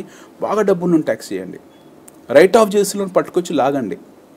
You tax people more and more who are super rich, elite rich, but you're taxing everybody. ఈరోజు కొద్ది రిలాక్సేషన్ ఇచ్చారు, 12 లక్షలు తీసుకొచ్చి రిలాక్సేషన్ ఇచ్చారు. బట్ అదర్వైజ్ మొన్నటిదాకా అయితే అందరం ట్యాక్స్లోకి వెళ్ళాం కదా. True. At the same time parallel ఎకానమీలో, సమాంతర ఆర్థిక వ్యవస్థలో పన్నులు కట్టని వాళ్ళు ఉన్నారు, అధికులు, డబ్బులున్న వాళ్ళు ఉన్నారు. మీకు హైదరాబాద్లో ఇదే జూబ్లీహిల్స్లో, ఇదే బంజారా హిల్స్లో, ఇదే బేగం బజార్లో, ఇదే సుల్తాన్ బజార్లో వ్యాపారాలు చేసుకుంటూ వేల కోట్ల రూపాయల టర్న్ ఓవర్ చేసేవాళ్ళు మీకన్నా తక్కువ ట్యాక్సులు కడతారు. మీరు కవిత గారు ఉన్నారు, మీకు శాలరీ వస్తుంది, కవిత గారి శాలరీ ఎంత సంగతి మీ పాన్ కార్డు కొడితే దేశంలో ఏ చివరిలో ఉన్నోడికైనా తెలుస్తుంది. బట్ ఏ ఉస్మాన్గంజ్లోనో బేగం బజార్లోనో ఎవడ వ్యాపారం చేసేవాడికి ఏ ఇన్ఫర్మేషన్ ఉండదు, డిస్క్లోజ్ అవ్వవు. ఇది ఆర్థిక మన ప్యారలల్ ఎకానమీ అంటారు దీన్ని. ఓకే, ఈ ప్యారలల్ ఎకానమీని మీరు ఫస్ట్ దాన్ని గుర్తించాలి. డిమానిటైజేషన్ చేసినప్పుడు ఎంత స్ట్రింజెంట్గా ఉన్నామో, అంటే మనము నోట్ల రద్దు చేసిన తర్వాత ఎంత స్ట్రింజెంట్గా ఉన్నామో, ఈ సమాంతర ఆర్థిక వ్యవస్థ ఏతుందో దీన్ని గుర్తించడానికి కూడా అంత స్ట్రింజెంట్గా ఉండాల్సిన అవసరం ఉంది. ఇప్పుడు 12 lakhs స్లాబ్ అనేది గుడ్, కంటి తుడుపు చర్య ఏం కాదు, మంచి చర్య అది. But at the same time పన్నులు కట్టని వాళ్ళు ఎవరుతున్నారో వాళ్ళని గుర్తించండి. ఎందుకు వదిలేస్తున్నారు, వాటి గురించి మీరు ఎందుకు ఫోకస్ చేయట్లేదు అనేది మౌలికమైన ప్రశ్న. రెండోది, మనం అనుకున్న ఈ విద్యా వ్యవస్థ ఏతుందో అది ఐఐటి వారికి ఎందుకు పరిమితి ఏం చేస్తారు, జేఎన్టీని ఎందుకు చేయరు, మిగతా ఇంజనీరింగ్ కాలేజ్ ఎందుకు చేయరు, ప్రైవేట్ విద్యా సంస్థలు ఎందుకు చేయరు, పల్లెటూరులో ఉన్న ఇంజనీరింగ్ కాలేజ్ ఎందుకు చేయరు, అది ఎంతవరకు సబబు, అది ఎంతవరకు న్యాయం అది. సో ఇదొకటి. సో ఇలాంటివి కొన్ని డిస్కనెక్ట్స్ ఉన్నాయి. బట్ హోలిస్టిక్ ఏంటంటే నెట్ ఇది మళ్ళీ పాత మోడల్ ఆఫ్ ఎకనామిక్సే. నేను మార్క్స్ ఎన్ని అని నేను అడగను, average, above average, below average. మన రెగ్యులర్ ఇండియన్స్ అండి. ఇప్పుడు నేను రెగ్యులర్ ఇండియన్, మీరు రెగ్యులర్ ఇండియన్, మన ఇంట్లో వేసుకున్న బడ్జెట్ ఇది అంతే. మనం ఇందులో మార్క్స్ మనం బార్డర్లో బయటకు వచ్చాము, అంతే 5. ఇప్పుడు మనకి ఏదో ఉంది కదా, సాంస్క్రిట్ అనేది మ్యాండేట్ చేశారు కదా అప్పట్లో. మరి అందరికి కంపల్సరీ సాంస్క్రిట్, వాడు సాంస్క్రిట్ అని చదవడానికి ఇంగ్లీష్లో రాసినా సరే, హిందీలో తెలుగు వాడు మాతృభాష ఏదైనా సరే సాంస్క్రిట్ రాస్తే పాస్ చేసి బయట నెట్టేవాళ్ళు. ఇదంతే. ఓకే, గ్రేస్ మార్క్స్ అంటాం కదా, గ్రేస్ మార్క్సే. ఒక 4-5 పాయింట్లు ఇప్పుడు మనం చర్చించిన అంశాల్లో ఒక 20 పాయింట్లు చర్చించాము. 20 పాయింట్లు ఒక 5-6 పాయింట్లు వినూత్నంగా ఉన్నాయి, చాలా బాగున్నాయి, చాలా టార్గెట్ ఆడియన్స్ క్లియర్ గా ఉన్నారు. అది గొప్ప పాయింట్ ఏంటంటే ఈ 2 కోట్ల రూపాయలు ఈ హామీ అవుతుందో 2 crore rupees for SC ST women empowerment కోసం అవుతుందో ఇది చాలా కరెక్ట్ డైరెక్ట్ టార్గెట్ చేశారు. వాళ్ళని ఎంపవర్ చేయడానికి ఒక దిశగా వాళ్ళు ఒక నిర్ణయం తీసుకున్నారు. ఇది అప్రిషియేటబుల్ వర్క్. ఇది గత 80 సంవత్సరాలు ఈ నిర్ణయం జరగలేదు, మొదటిసారి నిర్ణయం తీసుకున్నారు. చాలా బాగుంది. క్యాన్సర్ గురించి మాట్లాడారు, చాలా బాగుంది. హోటల్స్ని ఇన్ఫ్రా గురించి అన్నారు, చాలా బాగుంది. మ్యారిటైమ్ టైం పెంచడం కోసం 25,000 కోట్లు ఇచ్చారు, బాగుంది. Arrival on visa for hospital tourism అన్నారు, చెప్పారు, అది చాలా బాగుంది. ఇలాంటి కొన్ని చర్యలు తీసుకున్నారు. ఇవన్నీ చర్యలు, యాక్షన్స్. ఓకే, ఇవన్నీ చట్టాలనుకున్న కూడా చర్యలు అందాం. ఇవన్నీ చర్యలు చాలా బాగున్నాయి. ఇన్ఫ్రాస్ట్రక్చర్స్ హోటల్స్కి ఇవ్వడం కూడా చాలా బాగుంది. 12 లక్షల రూపాయల స్లాబ్ కూడా చాలా బాగుంది. బట్ చేయాల్సింది ఇంకా చాలా ఉన్నాయి. మళ్ళీ దానికి వారం రోజులు పెండింగ్ పెట్టి మళ్ళీ వారం తర్వాత వచ్చి చర్చించడం, మళ్ళీ డిస్కషన్లో ప్రజలు మర్చిపోతారు. ప్రతిపక్షాలు మాత్రమే గుర్తుంచుకుంటారు. ప్రతిపక్షాల్లో కూడా సగం మందికి అర్థమవుతుంది, సగం మందికి అర్థం కాదు, సగం మంది చెప్పిన వినదు, ఎందుకంటే మెజారిటీ లేదు కాబట్టి. ప్రజల తరఫున మాట్లాడే పెద్దగా ఏముండరు. ప్రభుత్వం కూడా ఇప్పుడు అధికార ప్రభుత్వం ఎవరైతున్నారో వాళ్ళు ప్రజల గురించి ఆలోచిస్తారు, ప్రజలకు నిర్మాణాత్మకమైన నిర్ణయాలు తీసుకుంటారు. డెఫినెట్గా they have taken decision on behalf of people only. But ఇంకొన్ని ఉన్నాయి, ఇంకా చేయాల్సినవి చాలా ఉన్నాయి. బహుశా అవి ఎలా చేస్తారనేది మనకు తెలియదు. ఇప్పుడు ఎవ్రీ క్వార్టర్లీ రివ్యూ ఉంటుంది. ఇప్పుడు నీతి ఆయోగ్ ఉంది మనకు, ఒకప్పుడు ఎకనామిక్ అఫైర్స్ ఉండేది, ఇప్పుడంతా నీతి ఆయోగ్ కింద వచ్చింది. ఈ నీతి ఆయోగ్ వాళ్ళు ప్రతి సంవత్సరానికి ఒకసారో 3 నెలలకు ఒకసారో బైలెటరలో లేకపోతే క్వార్టర్లీనో ఎప్పుడో ఒకసారి బై మంత్లో క్వార్టర్లీ ఏదో ఒక వాళ్ళు కూర్చొని రివ్యూ చేసి రివ్యూ డిసిషన్ తీసుకొని చెప్తారు. సో ఇవన్నీ ఏదో ఏమంటారు వాటిని ఒక రెగ్యులర్ రివ్యూస్ కాకుండా కన్స్ట్రక్టివ్ రివ్యూస్ కింద తీసుకొని అందులో యాక్షనబుల్స్ని ఇంప్లిమెంట్ చేస్తే, ఎగ్జిక్యూట్ చేస్తే మనం అనుకున్నట్టు బాగుంటుంది.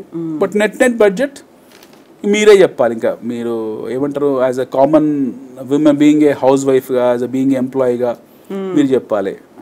ఇంకోటి ఏంటంటే మన దేశంలో బడ్జెట్ ఎవరు పట్టించుకోరండి. ఇప్పుడు ఈ బడ్జెట్ దేనికి ధరలు పెరిగినాయి, దేనికి తగ్గినాయి, ఇన్ఫ్లేషన్, మళ్ళీ ధరల్లో ఇన్ఫ్లేషన్ ఇంకొక సబ్జెక్టు, అదంటే ద్రవ్యోద్బలం సంబంధించిన సబ్జెక్టు. ద్రవ్యోద్బలం ఎందుకు పెరుగుతుంది అంటే మన అగ్రో ప్రోడక్ట్స్ ఉత్పత్తి జరగట్లేదు.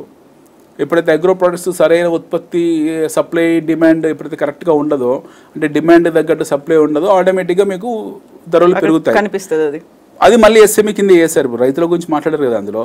సో మీరు ధరలు తగ్గాలి అంటే ఉత్పత్తి పెంచాలి. ఉత్పత్తి పెంచాలంటే ఉత్పత్తి వ్యవస్థ ఇన్పుట్ సబ్సిడీలు ఇవ్వడము, లేకపోతే ఇన్పుట్ మెకానిజం పెంచడం లాంటివి చేయాలి. సో దాని గురించి కూడా చర్చ ఏం లేదు నార్మల్లీ. సో ప్రజలు చూసేది ఈరోజు ఉల్లిపాయ ధర 100 ఉందా 10 ఉందా మాత్రమే చూస్తారు, కందిపప్పు 150 ఉందా 100 ఉందా మాత్రమే చూస్తారు, వంట నూనెలు ఎట్లున్నాయి అనేది అంతే. ఇవన్నీ మైక్రో ఎకనామిక్ సంబంధించినవి. డే టు డే యాక్టివిటీలో నాకు అవే అవసరం అవుతాయి కాబట్టి నేను అదే అది చూస్తాను. అది అడ్రస్ చేయాలంటే చాలా అది పెద్ద కష్టమైన పని ఏం కాదు. దానికోసం ఇంత పెద్ద చర్చించాల్సిన అవసరం లేదు. సింపుల్ టార్గెట్, మీరు ఉత్పత్తి వ్యవస్థను పెంచండి, వ్యవసాయాన్ని పెంచండి. అగ్రేరియన్ ఎకానమీ కాబట్టి వ్యవసాయానికి జనాలు ఎందుకు దూరం అవుతున్నారు, వాళ్ళకు ఏం సబ్సిడీలు ఇవ్వాలి, ఏం పనిముట్లు ఇవ్వాలి, ఎక్కడ ఏ వ్యవసాయం చేస్తే బాగుంటుంది. వాడు వరి పండించే దగ్గర గోధుమ పండిస్తున్నాడు, గోధుమ పండించే దగ్గర వరి పండిస్తున్నాడు, చాలా కన్ఫ్యూజ్ అవుతున్నారు. కమర్షియల్ క్రాప్స్ ప్రపంచవ్యాప్తంగా డిమాండ్ ఉంది, మన దేశంలో డిమాండ్ ఉంది. మనం ఈ రోజు కూడా ఏవి యాపిల్స్ని లేకపోతే ఈ ఆరెంజెస్ని దిగుమతి చేసుకుంటున్నాము. అంత గత్యంతరం మనకు లేదు. మన దగ్గర సారవంతమైన భూములు ఉన్నాయి, వాటిని ప్రోత్సాహకాలు ఇవ్వండి. వాటికి ఉత్పత్తి చేయడానికి చదువుకున్న విద్యార్థులు యువత ఉన్నారు, వ్యవసాయం ఏం నామోషి కాదు. వాటికి ప్రోత్సాహకాలు ఇచ్చి ఎంకరేజ్ చేసి ఒక విండో సిస్టమ్ పెడితే వచ్చి జనాలు వ్యవసాయం చేసుకుంటారు, లాభసాటిలోకి వెళ్తారు, దాన్ని చూసి 10 మంది వస్తారు. అసలు అది ఒక నామోషిలా తయారు చేసిన తర్వాత ఎక్కడి నుంచి అవుతాయి ఉత్పత్తులు? డెఫినెట్గా మీకు ఇన్ఫ్లేషన్ పెరిగే ఉంటుంది. ద్రవ్యోద్బలం పెరగడానికి కారణమే ఇది. ద్రవ్యోద్బలం మన భారతదేశంలో మాత్రమే ఎందుకు ఉంది, మిగతా దేశాలు ఎందుకు తక్కువ ఉంది అభివృద్ధి చెందిన దేశాలు అంటే మన వ్యవసాయం అంత ఇంపార్టెంట్ రంగంగా చూడట్లేదు. People are going far away from. కాకుంటే ఈ రోజు ఒక 4 ఇంజన్స్ అని అనౌన్స్ చేశారు. వెరీ ఫస్ట్ ఇంజన్ అగ్రికల్చర్ అనేది అన్నారు కదా. సో అక్కడ కొంచెం అడుగు ముందుకేస్తున్నారు, ఒక పాజిటివ్ స్టెప్ లాగా అనిపించిందా? అన్నారు, అనడం వరకు బాగానే ఉంది. అన్న తర్వాత ఏం చేశారు, ఆ కిసాన్ ఏదైతుందో కార్డు 3 లక్షల నుంచి 5 లక్షలు పెంచారు. అది కాదు కదండి. Decision has to be very constructive. మనం ఒక అమ్మాయికి మన ఇంట్లో అమ్మాయికి పెళ్లి చేస్తున్నాము. ఫస్ట్ మనం చేసే పని ఏంటి, అబ్బాయిని వెతుకుతాము. ఫస్ట్ అన్నిటికంటే ముందు మనం అమ్మాయి కన్సెంట్ తీసుకుంటాం. ఏ అమ్మ నువ్వు పెళ్ళికి సంసిద్ధంగా ఉన్నావా లేవా, నువ్వు పెళ్లి చేసుకుంటావా లేవా. ఒకవేళ నువ్వు పెళ్లి చేసుకుంటే నీ చాయిస్ ఆఫ్ అబ్బాయి ఎవరు ఉన్నారా, ఓకే, నీ చాయిస్ ఆఫ్ అబ్బాయి అంటే ఇది జనరల్గా కొంచెం మంచి భావజాలం ఉన్న వాళ్ళు చేసేది. లేదా సాధారణ తండ్రి ఏం చేస్తాడు, అమ్మాయి నేను పెళ్లి చేస్తున్నా, సంబంధాలు చూస్తున్నావు, రెడీగా ఉండు, నువ్వు అలంకరించుకో, అంతే, సాయంత్రం పిల్లవాడు చూడడానికి వస్తున్నా అంటాడు. వాళ్ళ నాన్న 4 సంబంధాలు తీసుకొస్తాడు, ఈ అమ్మాయి 4 సంబంధాలు కాదు అంటది. 5వ సంబంధం ఆ అమ్మాయికి చెప్పకూడదు, చెప్పడు. ఆయన నిర్ణయం తీసుకుని పెళ్లి చేసి పంపిస్తాడు. ఇదే జరుగుతుంది. బట్ పెళ్లి చేసే ప్రక్రియ ఎలా ఉంటుంది, తండ్రి కాబట్టి అందరితో మాట్లాడతాడు, పత్రికలు ప్రింట్ చేస్తాడు, పెళ్లి మండపం తయారు చేస్తాడు, వంటలు వండిస్తాడు, వచ్చే వాళ్ళ అతిథులు ఎవరో తెలుసుకుంటాడు, కుర్చీలు షామియాలు అన్నీ చేస్తాడు. చేసి పెళ్లి చేసి అమ్మాయిని గౌరవప్రదంగా సాంప్రదాయబద్ధంగా అత్తగారింటికి పంపిస్తాడు. ఇది ప్రాసెస్. వ్యవసాయం కూడా అలాంటి ప్రాసెసే. మనం వ్యవసాయం చేయాలనుకుంటున్నాం. మనం వ్యవసాయం చేయాలనుకున్నప్పుడు ఫస్ట్ మనం చేయాల్సింది ఏం వ్యవసాయం చేయాలనుకుంటున్నాం, ఈ భూమి సస్యరక్షణ ఉందా లేదా, ఈ భూమికి ఏ వ్యవసాయం పనికి వస్తుంది, ఏది పండుతుంది ఏం పండదు. ఇప్పుడు రేగడి మట్టి ఉంది, రేగడి మట్టిలో వరి పండదు, వరి వెట్ ల్యాండ్స్లోనే. అలాగే చెరకు ఉంది, చెరకు పండే చోట చెరకు పండుతుంది. ప్రభుత్వానికి మనకి ఎన్నో ఉన్నాయి, ఇక్కడ ఇక్రిసాట్ ఉంది, నాబార్డు ఉంది, ఎన్నో ఉన్నాయి, వీళ్ళు రీసెర్చ్ రిపోర్ట్స్ ఉన్నాయి. We have great agriculturist, horticulturist. ప్రపంచంలో ఫైన్ క్వాలిటీ అగ్రికల్చరిస్ట్, హార్టికల్చరిస్ట్ మన దేశంలో ఉన్నారు. వాళ్ళు ఇచ్చిన రిపోర్ట్స్ చదవాలి, వాటిని అర్థం చేసుకోవాలి, వాటిని ఇంప్లిమెంటేషన్ దశగా వెళ్ళాలి. ద్రవ్యోద్బలం తగ్గించాలనేది ఒక విప్లవాత్మక మార్పులాగా ఒక ఏమంటారు దాన్ని, ఒక పెద్ద ఉద్యమంలా చేయాలి. We had something called as operation flood.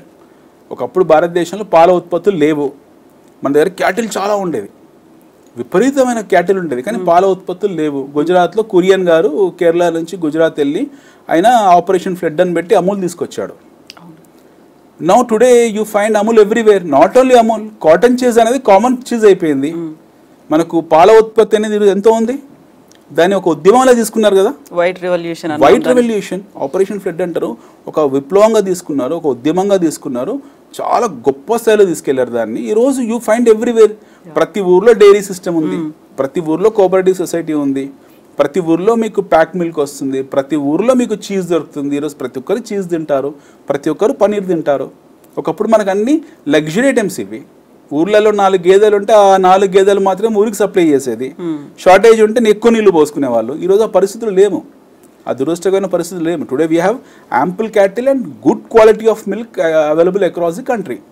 Similarly మీరు అగ్రికల్చర్ని కూడా అదే స్థాయిలో, అదే ఒక విప్లవాత్మకంగా ఒక పెద్ద ఉద్యమ స్థాయిలో తీసుకెళ్తే ఎందుకు జరగదండి? మీ ఇన్ఫ్లేషన్ ఎందుకు డౌన్ కాదు? ఖచ్చితంగా అవుతుంది కదా. Will come down. ఇప్పుడు లేటెస్ట్ ఉద్యమం జరుగుతుంది డ్రాగన్ ఫ్రూట్. ప్రతి రైతు డ్రాగన్ ఫ్రూట్ పండిస్తున్నాడు. 10 ఏళ్ల క్రితం డ్రాగన్ ఫ్రూట్ ని సూపర్ మార్కెట్ లో మనం చూసినప్పుడు 300-400 ఉండేది. చాలా రబ్బర్ బాల్ లాగా, టెన్నిస్ బాల్ లాగా, ఒక ఎగ్జాటిక్ ఫ్రూట్ లాగా కనిపించేది. మనం తినే సీతాఫలం అనేది అసలు ఎవరు తింటారు లేనట్లు లైట్ తీసుకునేవాళ్ళం. ఈరోజు సీతాఫలం ఎగ్జాటిక్ అయిపోయింది, డ్రాగన్ ఫ్రూట్ లోకల్ ఫ్రూట్ అయిపోయింది. సిమిలర్లీ అంటే రైతులందరూ కలిసి దాన్ని లాభసాటి వ్యాపారం అనుకున్నారు, వ్యవసాయం అనుకున్నారు, అందులో దూరారు. They are making money. Now everybody is involved in to that. అలాగే మన నిత్యావసర వస్తువులు ఏవైతే ఉన్నాయో ధరలు తగ్గాలంటే వాటిని మనం తిరుగుబాటులాగా, ఒక పెద్ద విప్లవంలాగా అందులో దూరాలే, దాన్ని ఒక ఉద్యమంలా తీసుకెళ్తే మీకు ఇన్ఫ్లేషన్, ద్రవ్యోద్బలం ఆటోమేటిక్గా తగ్గుతుంది. కానీ మనం ఏం చేస్తాం, స్టాటిస్టిక్స్ అని పేపర్ మేము రాసుకుంటాము, వేగ్గా చెప్పేస్తాము, తెల్లారి మర్చిపోతాం. సో ఇది అలాంటిది అనమాట. ఈరోజు ఎగ్జామ్కు ప్రిపేర్ అయ్యాము, రాత్రి ఎగ్జామ్ ప్రిపేర్ అయ్యాము, ఈరోజు రాసాము. మేడం గారు మీరున్నారు అక్కడ, రెగ్యులర్ స్కూల్కి వస్తున్నాడులే, 4 మార్కులు తక్కువ వచ్చినా కొడదాం పట్టు పాస్ అని చెప్పేసి అన్ని టిక్కు కొట్టారు. వీలుంటే మీరే 2 నేను రాసిన తప్పులు దిద్ది కరెక్ట్ చేసి పాస్ చేశారు. Okay, this what happen today. Okay, thank you so much. చాలా సింపుల్ గా చెప్పినందుకు అండ్ ఎలాబరేట్ గా కూడా వివరించినందుకు thank you so much Anil garu. We will talk more issues further గా మాట్లాడుకుందాం. థ్యాంక్ యూ అండి. Thank you.